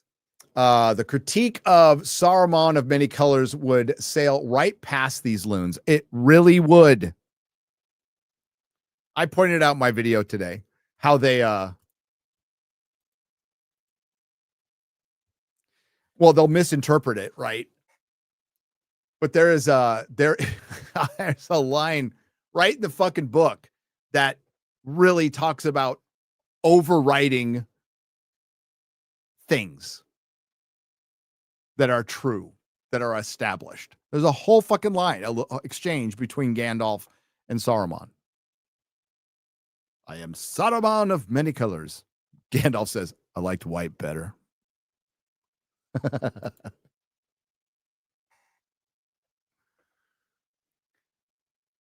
Gary, when in Egypt, take lots of pics. Rick 1662, thank you for the $1.99. I will. We will be doing lots of video. We will be live streaming.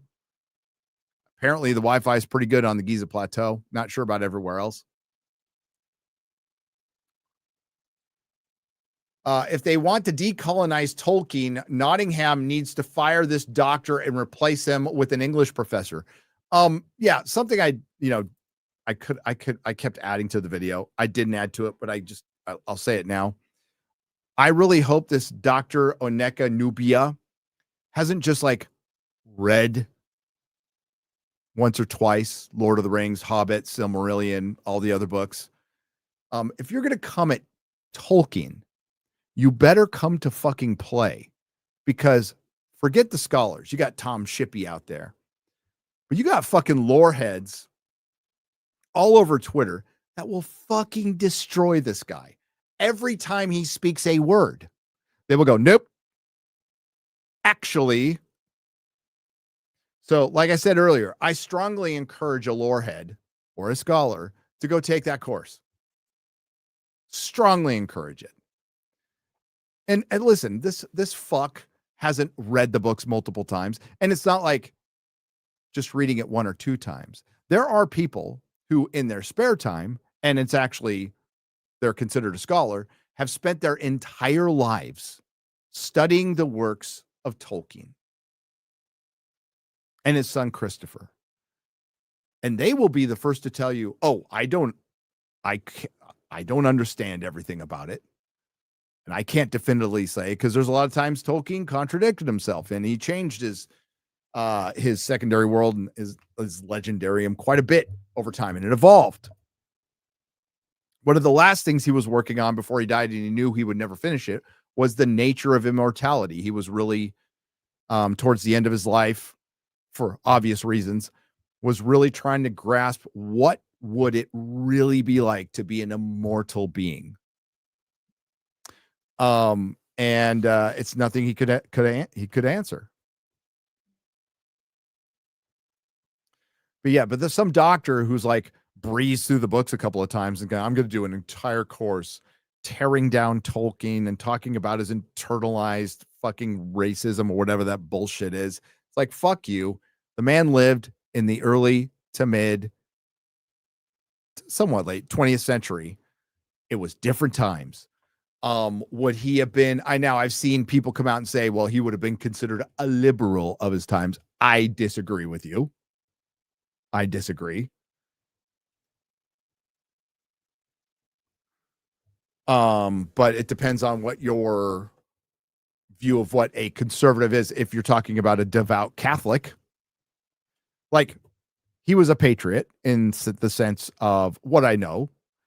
Is that he loved his country, but he didn't love everything his country was doing. He didn't like industrialization at all. The fact that Amazon owns the rights to anything, like he hated fucking Disney. He would hate Amazon. Utterly hate it.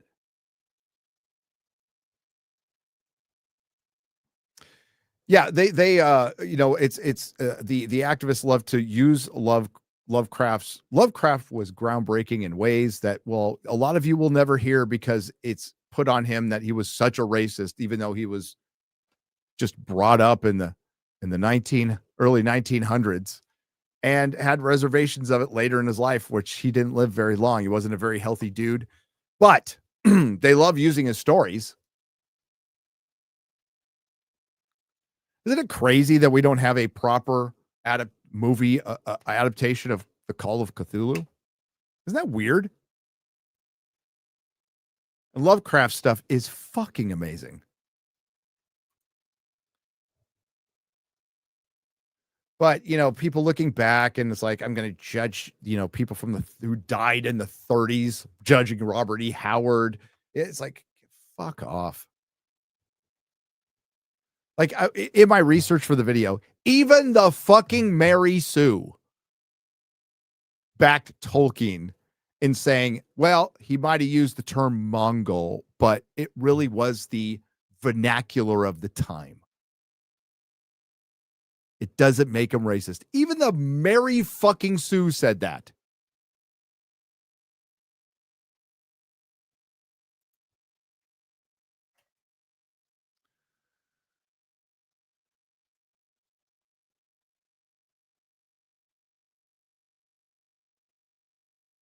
For clarity, Pitt, as in Brad Pitt, is making a movie about the Isle of Man TT, the oldest and most dangerous motorcycle road race. Yes, I know about I didn't know he was making a movie on that. That's cool.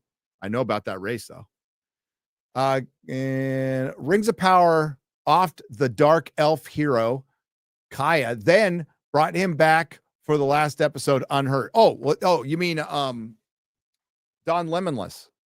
Don Lemonless got he got like stabbed in the gut, but they treated him like a female Jedi from Disney Star Wars, and he was just like, I'm healed. I'm guessing I'm an orc now. I love the Lord of the Rings books, despite being black. Crap like this makes me embarrassed, says Oops 20. Yes.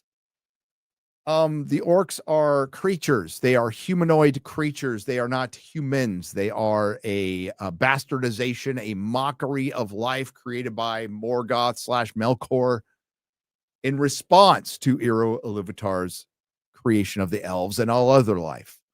They are basically elves and men who were mutilated. Of course, there was some magic involved, especially with the Urukai, which is like an uber orc, a more agile orc, a taller orc, one that could travel during the day. They were bred, so they weren't actually made in like little cocoons. They were bred. They multiplied, as it was stated in the books. Missed opportunity in Tron Ares. Have Ares hallucinate. Maybe. The whole thing was God, I'm still it's crazy. The craziness around Tron is funny. A comment came across my phone and it said, well, Tron wasn't in Tron and Tron Legacy very much either. Tron wasn't in Tron Ares at all. It wasn't about the amount of time Tron was in a movie. Tron was actually in Legacy a lot. We just didn't know he was Tron. But Tron was still in the Tron movie. And I'm over it. It's made $120 million worldwide. It is a massive flop. It's going to cost Disney $200 million minimum.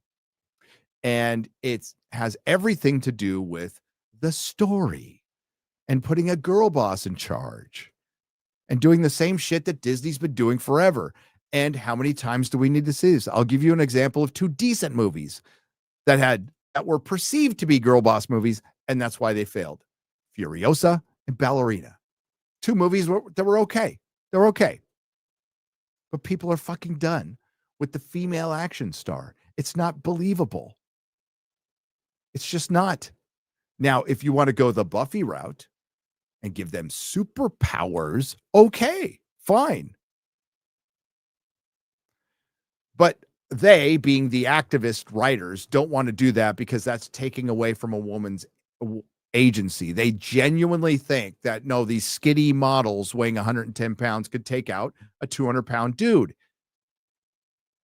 Only if she had a gun and he wasn't looking.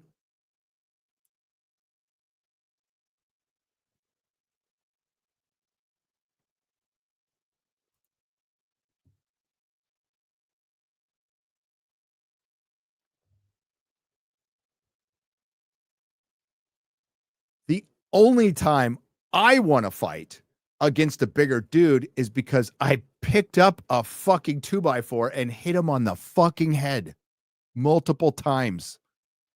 And the other fight I won was because of a baseball bat. So I had a weapon.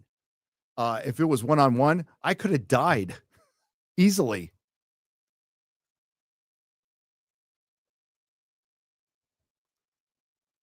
It was a board. I'm not entirely sure. Yeah, it was I think it was 2x4. Long time ago. Yeah. And I wasn't like small. But the dude was fucking huge. I was going to get killed. And it was just a flesh wound. It just distracted him a little bit so I could fucking run.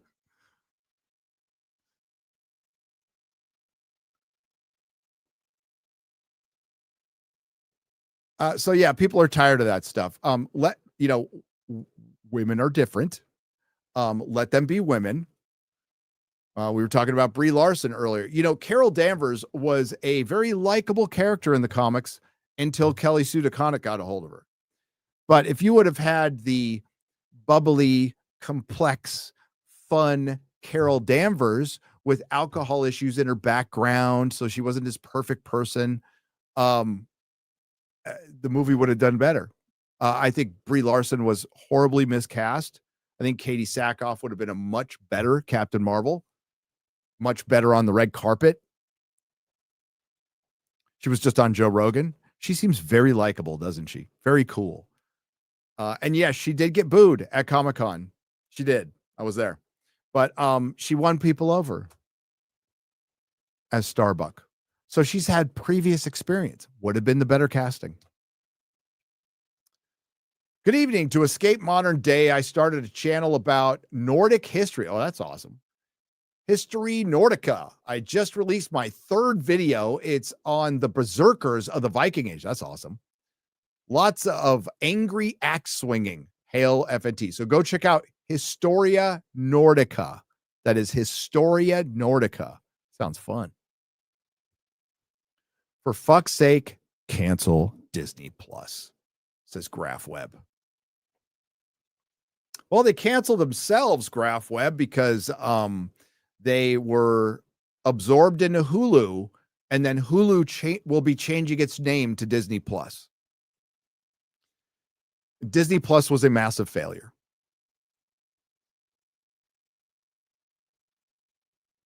$15 billion initially they put into building that platform. Unbelievable.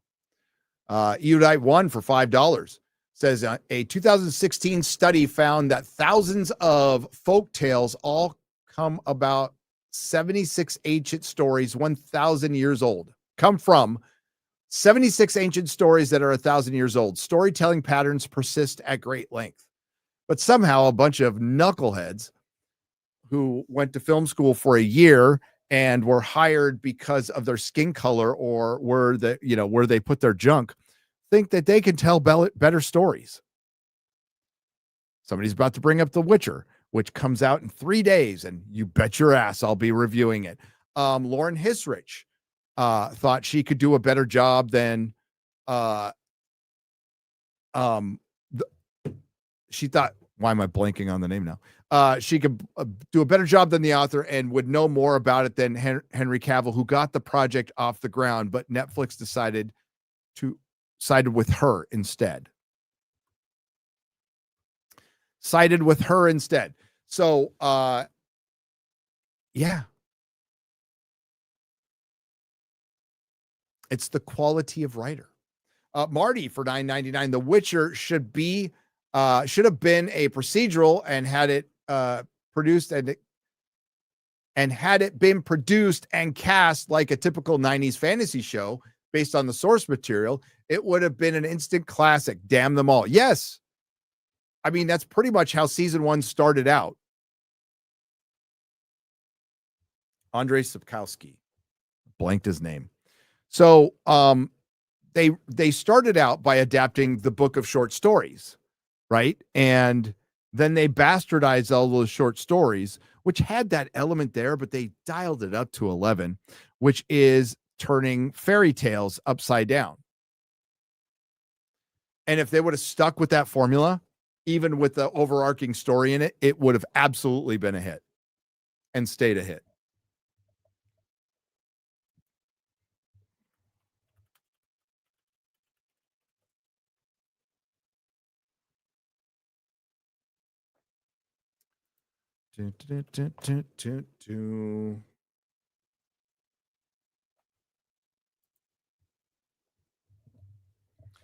Last Wish, which is really good, by the way. Really good. So if you were to just fall, and it's funny because was it season 2? Season 2 had a leftover story from that, I believe. And it was the first episode, and it was pretty decent. But the problem is, it was and it wasn't some variation of a woman being cursed or cursed. I don't know what the right word is. Not enslaved, but abused by a man somehow. Subjugated. That's what. So it's some variation of abuse, subjugation, and cursed by a man in most, not all cases. But they dialed it up, and the butcher Blevikin they completely fucked that story to make it just feminist bullshit. Absolute feminist bullshit. By making the women who are evil and kill people, they were all like, oh, it's misunderstood, or they had a right to do it, or anything. No, some of the women were just fucking evil and deserved to die. But yeah, but that very first, goddamn, and as I even had them in my review, I had Az and Razorfist who were both telling me the show's going to turn woke on you, brother. So I made sure to add them both in my review saying, I told you so. I fucking told you so. And they were right. When that little milkmaid girl was complaining to the Witcher in the first episode, like, I want more than this little town. And it's like, you are a peasant girl. You don't know if you're going to fucking eat tomorrow. You want more. You want to go to school. You want to have voting rights. It's like, fuck off.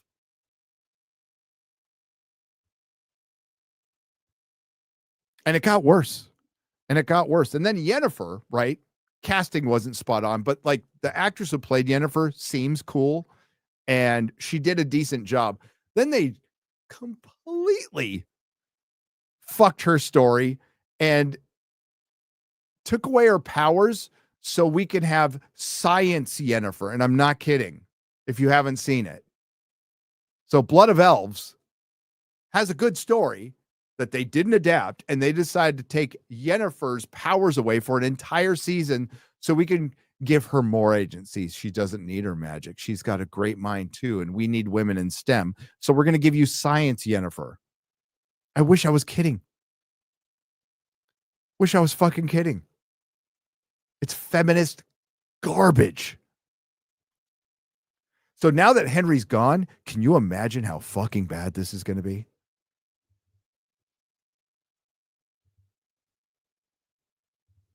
Bitchiness isn't a power, Gary. You're right, David.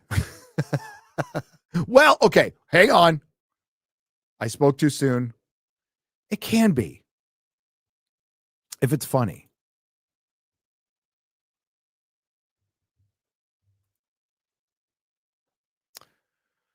It can be. So, yeah, man, it's marked on my calendar for Thursday. I'm making everybody on FNT watch at least 2 episodes. I'm going to watch the whole fucking thing and review it because I got the time. I got the time. We will be doing a top 5 of sorts that will drop while I'm in Egypt. I got to get working on that soon because I don't want to break Perry.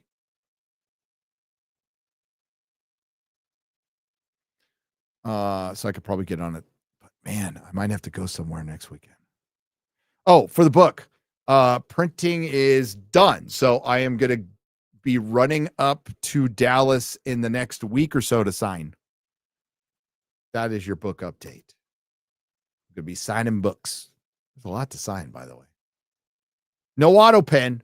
I'm not going to auto pen you, man. I'm going to sign every one. But the name I sign is, well, it's the same I signed everywhere because I had never signed an autograph before. So I'm like, what the fuck? But my childhood nickname, that's what I said. So if you see it and you go, what the fuck is that? That's my childhood nickname. As a matter of fact, there's still people to this day that call me Beak. That was my childhood nickname. It was very unusual.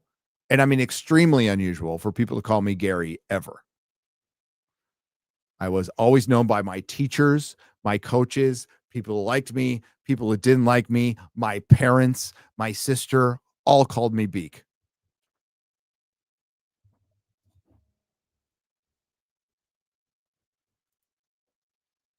So that's my signature. Short for Beakler, obviously. I didn't choose it. Because you can't choose your own nickname, by the way. You know the rules on that. You can't choose your own nickname. Your friends choose it for you. Thankfully, my friends just chose Beak. Could have been worse. Did you hear about Jim Carrey being in talks for a live action Jetsons? Trevorrow eyed to direct, which is a bad sign. I don't. Nobody's gonna know who the fucking Jetsons are. That ship has sailed. That is some boomer shit, like real boomer shit. I like the Jetsons, but if that film gets made, that will be indicative of the shape Hollywood is in. We're going to remake a cartoon that nobody from Gen Z, and I mean fucking nobody's even heard of, much less the following. What's the generation after Gen Z? What's the generation now? Gen Z is starting to get fucking old, which is funny. I'm going to laugh. What is the generation now? Alpha, something like that? Generation Alpha?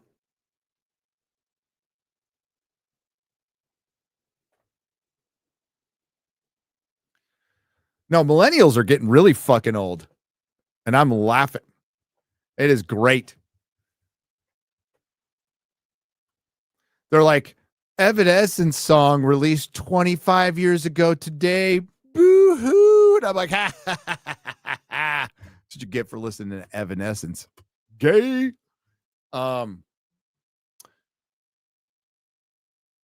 It's raining honorable men, says Marcus Losh. Well, better tell Az. Az rearranged his office. It's very clean and nice and filled with on-card figures, like real collectible shit. Looks pretty awesome.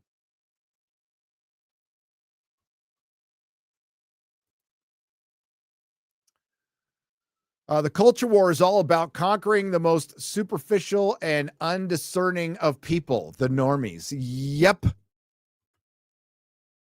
But we could say superficial and undiscerning, but they also make the world go around. They are the backbone of society. They are, our friends, our relatives, our moms and dads.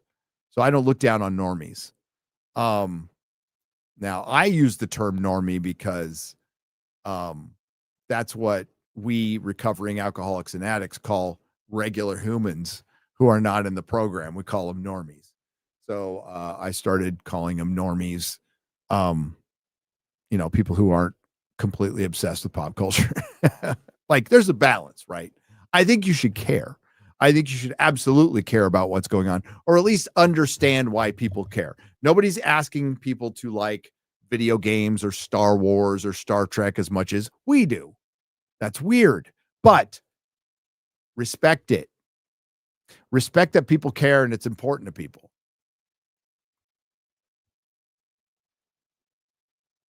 There's a lot of shit I don't care about, but I give a fuck about Nintendo, but I understand that my friends love it. So I respect it. And I respect how much money it's made and how much cultural impact it's had. It's like, it's one of the biggest brands in the world. I respect all that stuff. Couldn't give a fuck about it, but Felix or Fortunate One for 1999. Been a lurker since the AJ episode in 2021. The Alex Jones episode. Hail, now that you are having on the incomparable Badger, you have earned my money. Well played. Oh, well, thank you. I'm going to give you a little applause for that. Been meaning to get Badger on for a long time. Badger's quite good. Pretty much everybody Chris has on Film Threat is really good.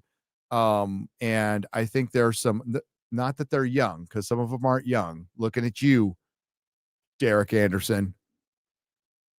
You're no spring chicken, buddy. But like a new wave of content creators that are really good and have it. You know what I mean? Have the thing. Have that thing. I don't know why I did this. That could be interpreted probably in some bad ways, but whatever. So yeah, Badger, Epic Mike, Kada, Derek Anderson. We're going to get him on an FNT. You heard me right, Derek. Beardo. Fuck no.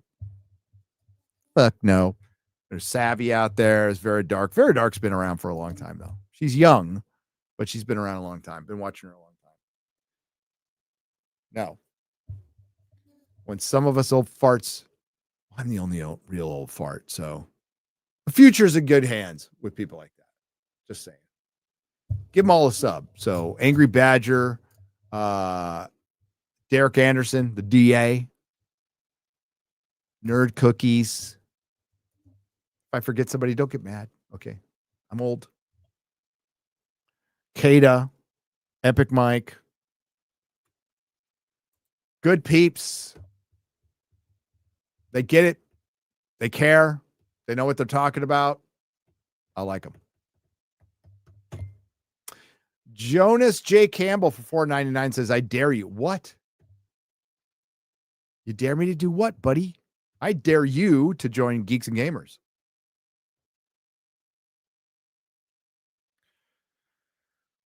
Yeah, hey, I put up a review on Criticalist. I'll put up another one. And my first review was Bright, a movie I adore. Some people fucking hate it. I love it. Ministry of Wrong Thing for $199 says only 34,999. Oh, sorry, 34,999,998 to go. That's all till they make money. From the Diary of Ryan Kinnell, went to the office today and saw Jeremy installing new smoke detectors. On the label, he wrote, installing on the ceiling. Snacks, installing on the ceiling. That reminds me, the guy who went crazy in Hitchhiker. And the reason he went crazy is because there was instructions on a box of toothpicks. And he realized the world was just not a sane place. In the new Geeks and Gamers site, is the new Geeks and Gamers site going to feature Jeremy's gay videos? Jeremy is making videos. Jeremy's a gay man, so I guess you could call him gay videos. But Jeremy is making videos again. I think it would be helpful. I mean, not that he listens to me, because he never fucking does. He never listens to me. To be fair, I don't listen to him either. But I think it would be conducive to your pop culture site and your pop culture channel to do videos on pop culture.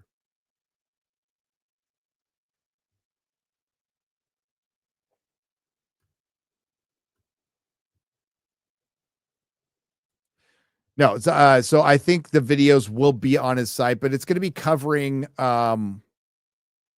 Listen, I don't care, but I will also make the observation that there's stuff that goes on in our sphere that if it happened anywhere else, it would get the attention of Access Media. Like Chris and I were talking about, like the Critics Association, like the fact that like Drinker's not in the Critics Association's a little crazy. The fact that like Drinker's not, I don't think he cares. The fact that Drinker, maybe yours truly, probably wouldn't be allowed on Rotten Tomatoes like at all. I think they'd let Drinker on. I don't think they'd let me on, but I think they'd let is crazy. Now, I will also say that I will not apply for it. I do not want it. I don't care. I don't give a shit. But the fact that like he's not on there is fucking nuts. And you look at other people, and I don't want to shame the size of channels and stuff, but I've, through my videos, I've done a lot of research on the critics, and yeah. So they're trying. The reason that was done was to load the critics, to temper the corporate critics who might go off the reservation once in a while, and you just loaded the site with people with, and I'm not kidding, 200 subscribers on YouTube.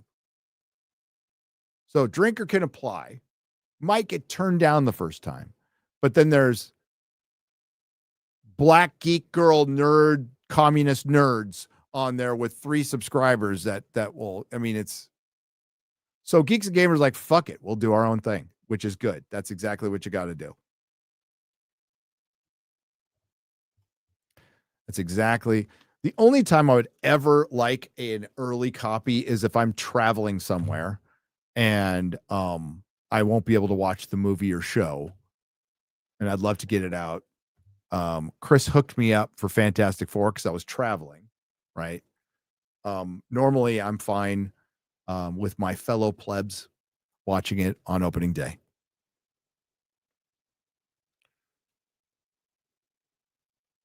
But yeah, like Drinker being ignored from, and like Drinker shouldn't have to apply. They should ask him. They should ask him. And I think eventually that they'll get to that point. And I'm not going to speak for him, but I think eventually they get to that point. As far as me being welcomed, I don't care. I probably won't ever be, and I don't care. I don't want to be. I don't need to be in their little parties. I'm very happy here in Texas.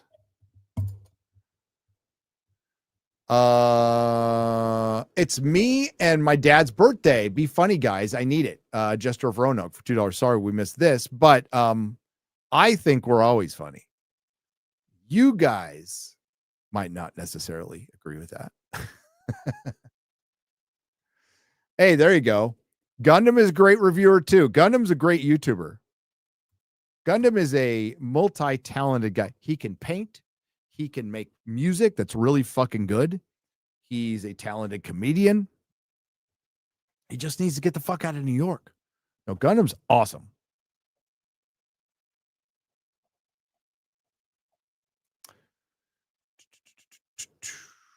I saw Tron Ares. The Asian girl can't drive, and the African Tronian disintegrates whenever the police get near her. Another grand slam for Disney diversity. That's a good point. G&G takeover, unironically. That's right. See you next week in San Diego, Chrissy. And that already happened. She was in my hometown at the mic drop. Heard she had a good show. Did this merger cost $70 billion, though? Ministry of Wrongthink. No. The merger of the merger of Disney and Fox, the exhibitor relations Twitter page posted that the merger of Disney and Fox reduced the amount of movies being released per year by about 16 to 20. And that's all. That's tentpole, mid-level movies, independent movies. Hollywood lost 16 to 20 movies per year with that merger. And that's just movies. That's not TV shows. They lost thousands of employees. Third-party companies, they lost thousands of employees. We lost movies. We lost TV shows through that merger because of the redundancies and because it is shrinkage. Imagine if Apple takes over Warner Brothers. Woo!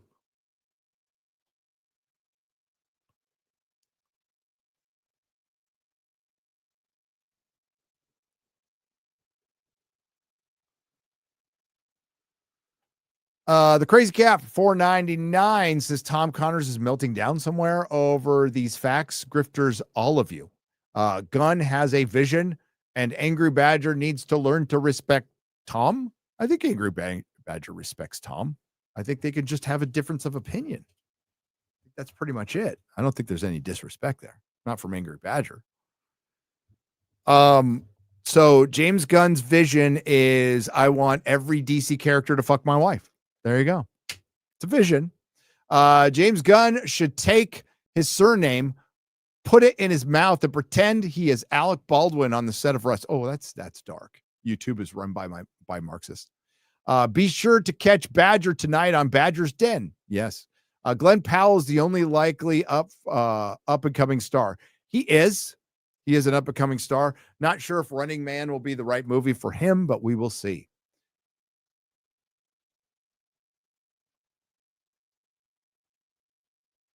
Gary demands 4K videos, but needs 20 times zoom in to read. That's true. Stranger Things has gone woke. Did it go woke? I don't think having a single gay character makes it woke. It was definitely, okay, here's what is woke in Stranger Things. They got rid of the heteronormative relationship by making what's-her-face a lesbian. And they kind of got rid of all the heteronormative relationships they were steering towards. That is woke, by the way. Like removing what they call, I hate the term, heteronormative relationships, which means normal relationships between a man and a woman. They literally have committees about should we actually have two white people, a man and a woman, date each other in this show or movie. They have fucking committees about it. They do. And somehow in the UK, every white woman dates a black man, even though there's black men are like 3% of the population there. Same here too.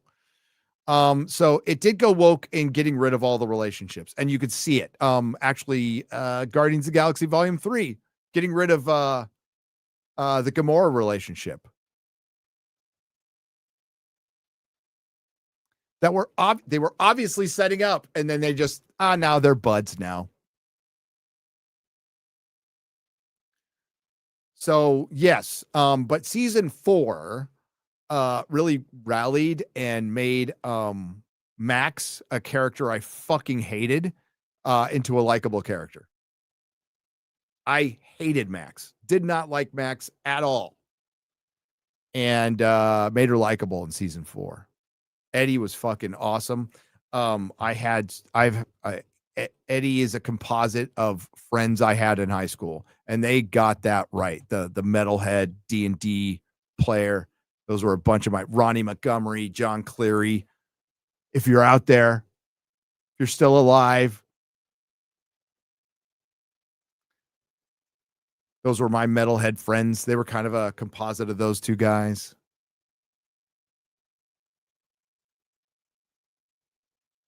Ronnie Montgomery, we partied, me and Ronnie Montgomery. Woo! He did some time too. Glad he got out though.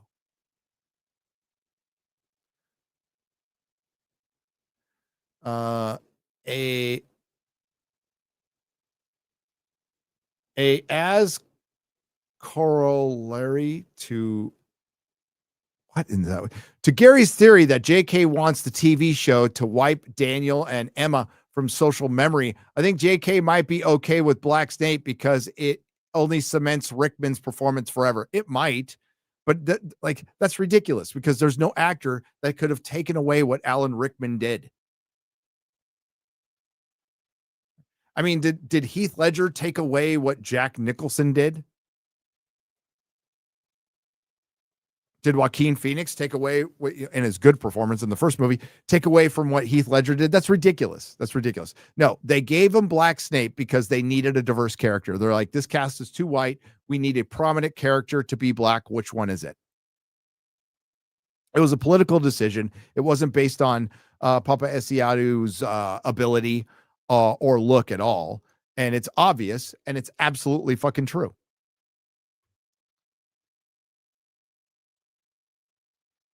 But if you don't think J.K. Rowling is in the back of her head's like, well, I'm going to erase Daniel and Emma from the fucking parks.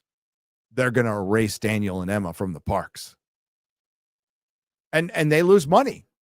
They're going to lose money. They're going to lose residuals because every time their little faces are shown in the park, they get paid. They get paid. They're no longer going to get paid. Now they've made enough money for the rest of their lives, but neither of their careers are going anywhere.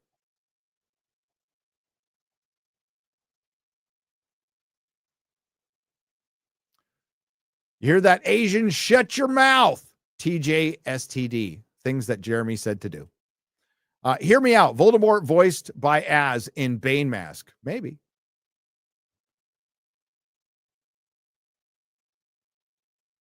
Kira's lack of respect, earnestness, fear towards her worldview. Yeah, Keira Knightley, somebody going after her. Fuck, they're good. Okay, that's why I said Harry Potter is going to be the next battlefield on multiple fronts. Okay, so there'll be people like me bitching about Black Snape, and I'm not going to let it go. Not going to let it go. And what'll make it worse if the show is good, because it changes the story fundamentally at its foundations, and it introduces an element of racism that doesn't need to be introduced because it's there in allegory anyway.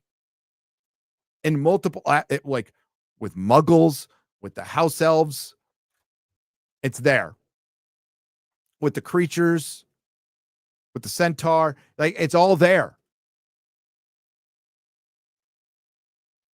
With the giants, you don't need to introduce the real world modernity aspect when it's all there in allegory anyway, and it's done better. So you just fucked your show.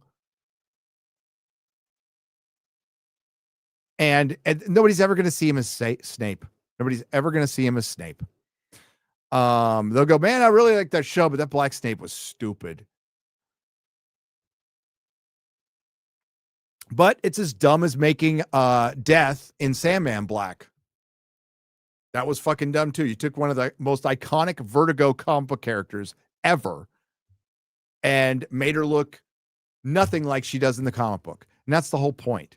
You have an iconic look already. Why fuck with that? You know, in Dricker's review, he talks about Frankenstein. It's like, you don't need to really reinvent the wheel. You just need to make it look pretty and make sure it rolls with some stuff. And that's what you have to do with Snape. And this is where they fucked up. And it was an ideological, same fucking decision they made with Doctor Who. They had a better showrunner lineup and a better doctor lined up, and people were down with it. And they decided to make the ideological political decision of casting a woman. And now it's dead. These decisions never work. And guess what? If you cast a white Snape, nobody would have been gone, you should have made him black. Not a single fucking person on earth. This is trouble you brought on yourselves.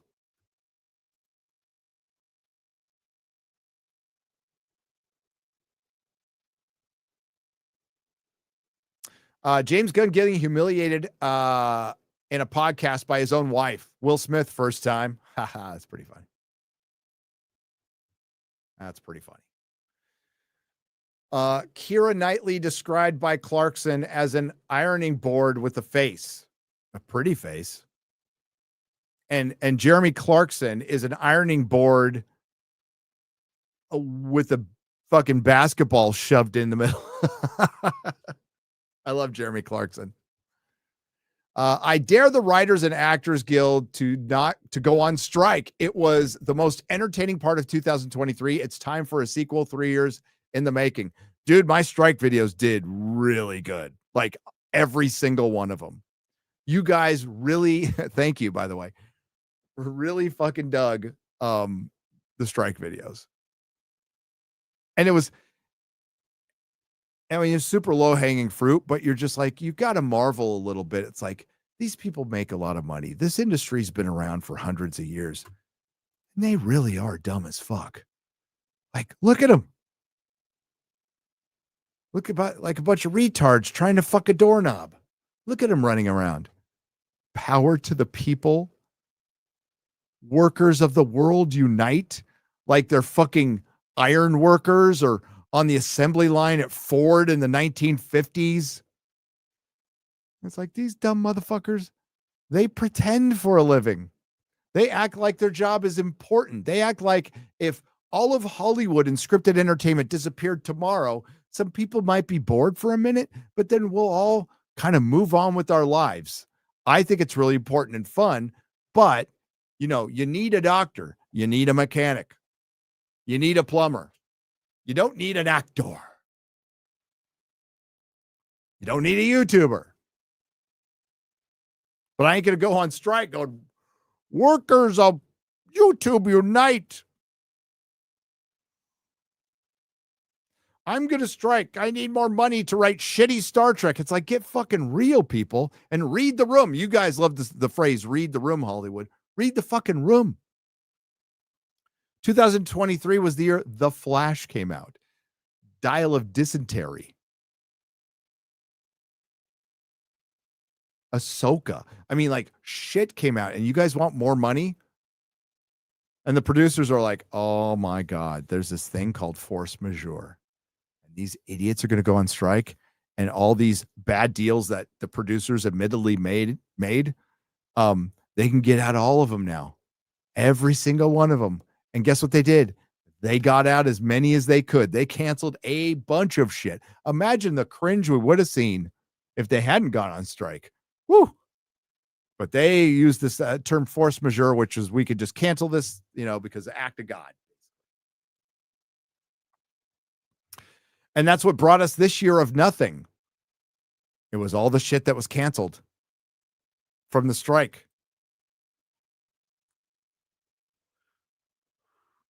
But yeah, the producers, the house always wins, you dumb motherfuckers. And the producers overpromised with a bunch of deals. They got into a frenzy because of streaming. Then streaming failed. And then after it failed, and you started mandating writers' rooms because, yeah, you know what? The streamers were taking advantage of you. They were like starting fake writers' rooms. I forgot what they call them now. And they were taking ideas and they weren't paying any of these motherfuckers, but they're so desperate for work that they'll go and work for free. That happens a lot. Then they're like, they stole my idea. Well, you went into their building, you signed their NDA and signed their paperwork saying whatever idea you have in our building is ours. And you don't get to complain about it afterwards. Should you have been paid? Sure, but don't do that. So they completely fucked you over. They overpromised on deals, and then you gave them an out. And it doesn't help that you wrote a bunch of shit. Is Wicked for Good a misunderstanding Lucifer story? They say, thank Oz, thank God, and she tries to show everyone how Oz is a liar and a fraud. Wicked is patient zero of the intersectional feminist revision of classic literature. It really is. My wife is very curious. I don't know. Where's this going, Ben? Ben Gabbard for $5. My wife is very curious. There's a lot of short films on the hub that have a title like that. I'm just kidding, buddy. What are your opinions on Taylor Swift? She thinks your insights could be delightful. My opinion on Taylor Swift is not going to be... I think nothing of her. I think her music is hollow and empty like most of pop music. I think the cultural impact she's had on little girls is probably overall terrible because she's singing about all the bad choices she's made and blaming men. But I will say she's a hard worker. She's successful. She deserves her success. And she's also kind of a great representation of the state of music right now, which is terrible. But people like her, and if you're a Swiftie, you go, girl. Vetty for $10. Hail all. When the next Rings of Slop season comes out, will you bring on High King Feanor of Middle Earth Mixer for an episode on FNT? Yeah, we will. Thanks for all the amazing laughs. Have a great day. Hail. Hail. Rumble stream is dead, Gary. Yes, we knew about that at the time. Hey, Az, did you know about the newest DC Absolute comic? It's called Absolutely Cucked, the James Gunn story. Can't wait for your review.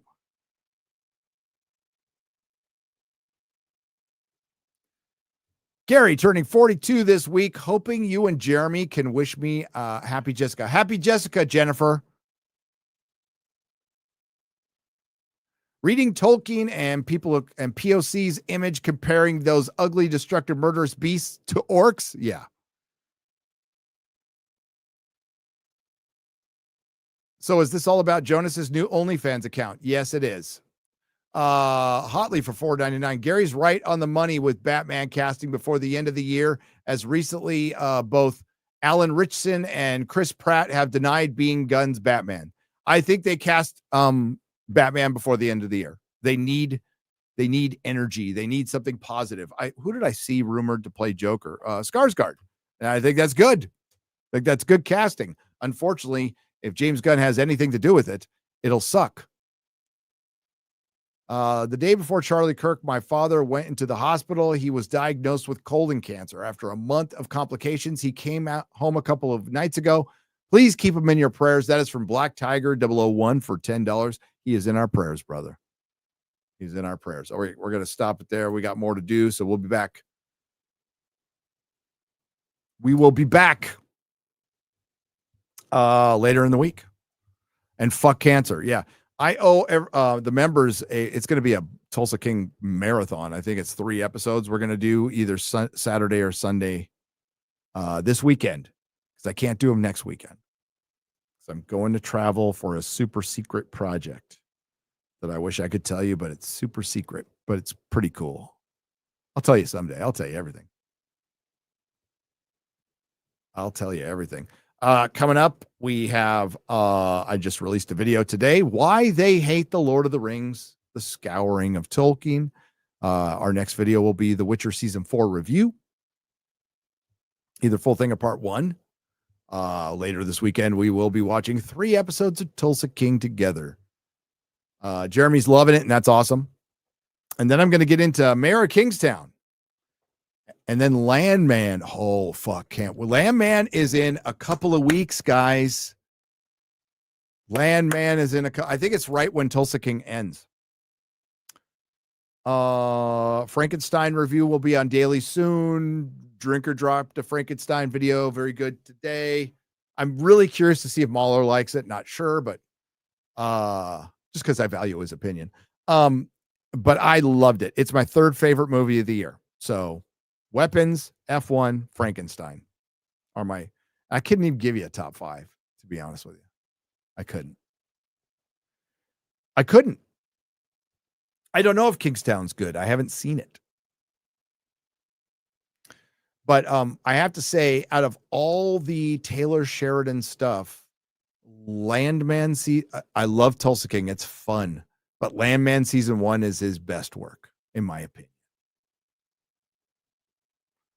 I just rewatched it for like the 4th time. It's fucking amazing. Demi Moore's in it. And she plays just to show you what a baller fucking Taylor Sheridan is. He cast Demi Moore, who should have won Best Actress and was robbed for the substance, as like just some guy's wife. Now she has a bigger role later, but she's in the season a little bit, and she's just John Hamm's wife. And she's not some girl boss, see you next Tuesday. She's a normal wife.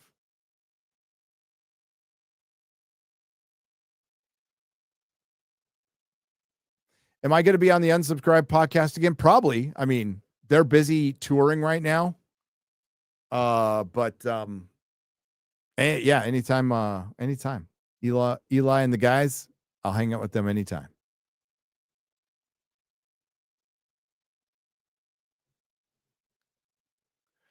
Has the worst female characters. Taylor Sheridan has the worst female characters. The Indian girl in 1923 was insufferable. The lawyer in Landman could have been insufferable and isn't. Sylvester Stallone's sister in Tulsa King's great. But Ali Larder in Landman she ain't feminist. She's fucking awesome and unbelievably hot. Beth was great. Yeah, Beth's a fucking mess. Am I rooting for the Dodgers, Matthew? No, never.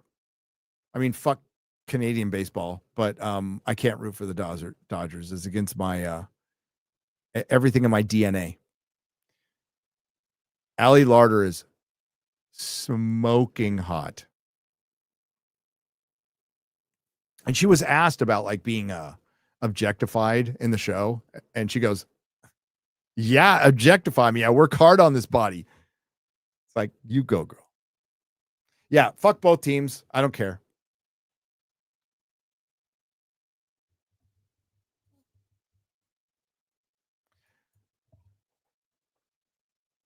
Yeah, rooting for the Dodgers. I'm a Padre fan. I can't do that.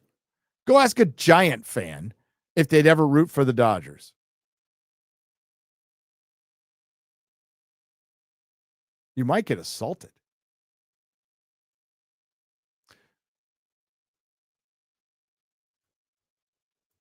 You have to watch and find out.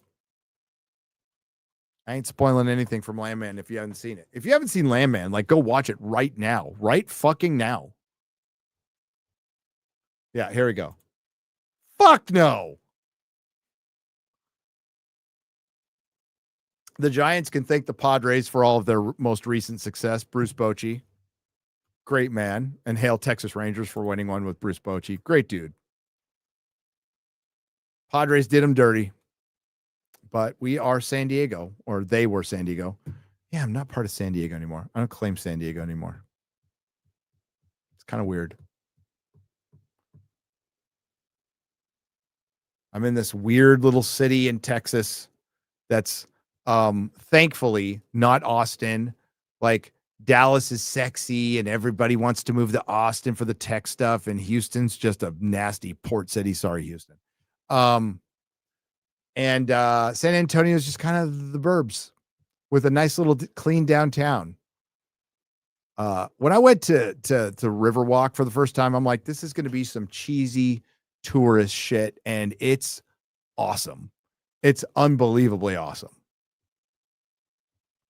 But yeah, I'm just in this normal suburban, not super sexy or exciting town. I fucking love it.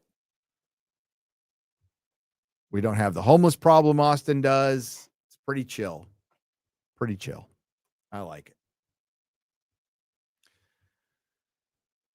I haven't been to Houston enough to judge it. It's just big. It reminded me of LA, and I saw a homeless camp there when I went to Anime Matsuri that reminded me of LA. But I saw a lot more homeless people in Austin, to be honest with you.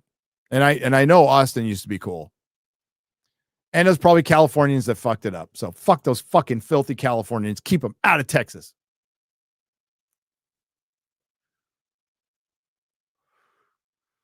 Keep them out of Texas. So we'll get the rest at a later date. So I don't know if we're X-Ray Girl's gone.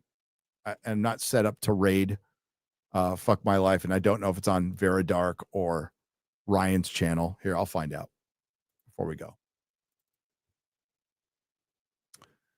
Is it on RK Outpost? Or is it on Vera Dark's channel? Looks like it's on Vera's channel. I subscribe to both. Yes, there it is. So I'm going to put the link in. It starts in 22 minutes and 47 seconds.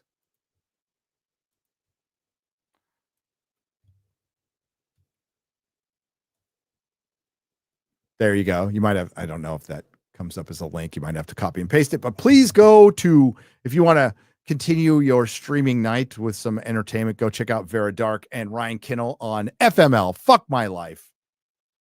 Starts in 22 minutes. In the meantime, thank you to the Nerdrotics. Thanks to everyone who left super chat and donation. You help keep the lights on. Thanks for being patient with this very late nooner. And I'll see you tomorrow on The Real BBC, which I'm pretty sure is on my channel. I always forget, but I'm pretty sure it's on my channel tomorrow. With Mahler and Az.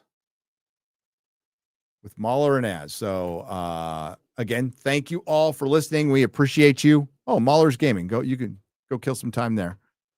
And tell Molly I said hi. And we'll see you next time.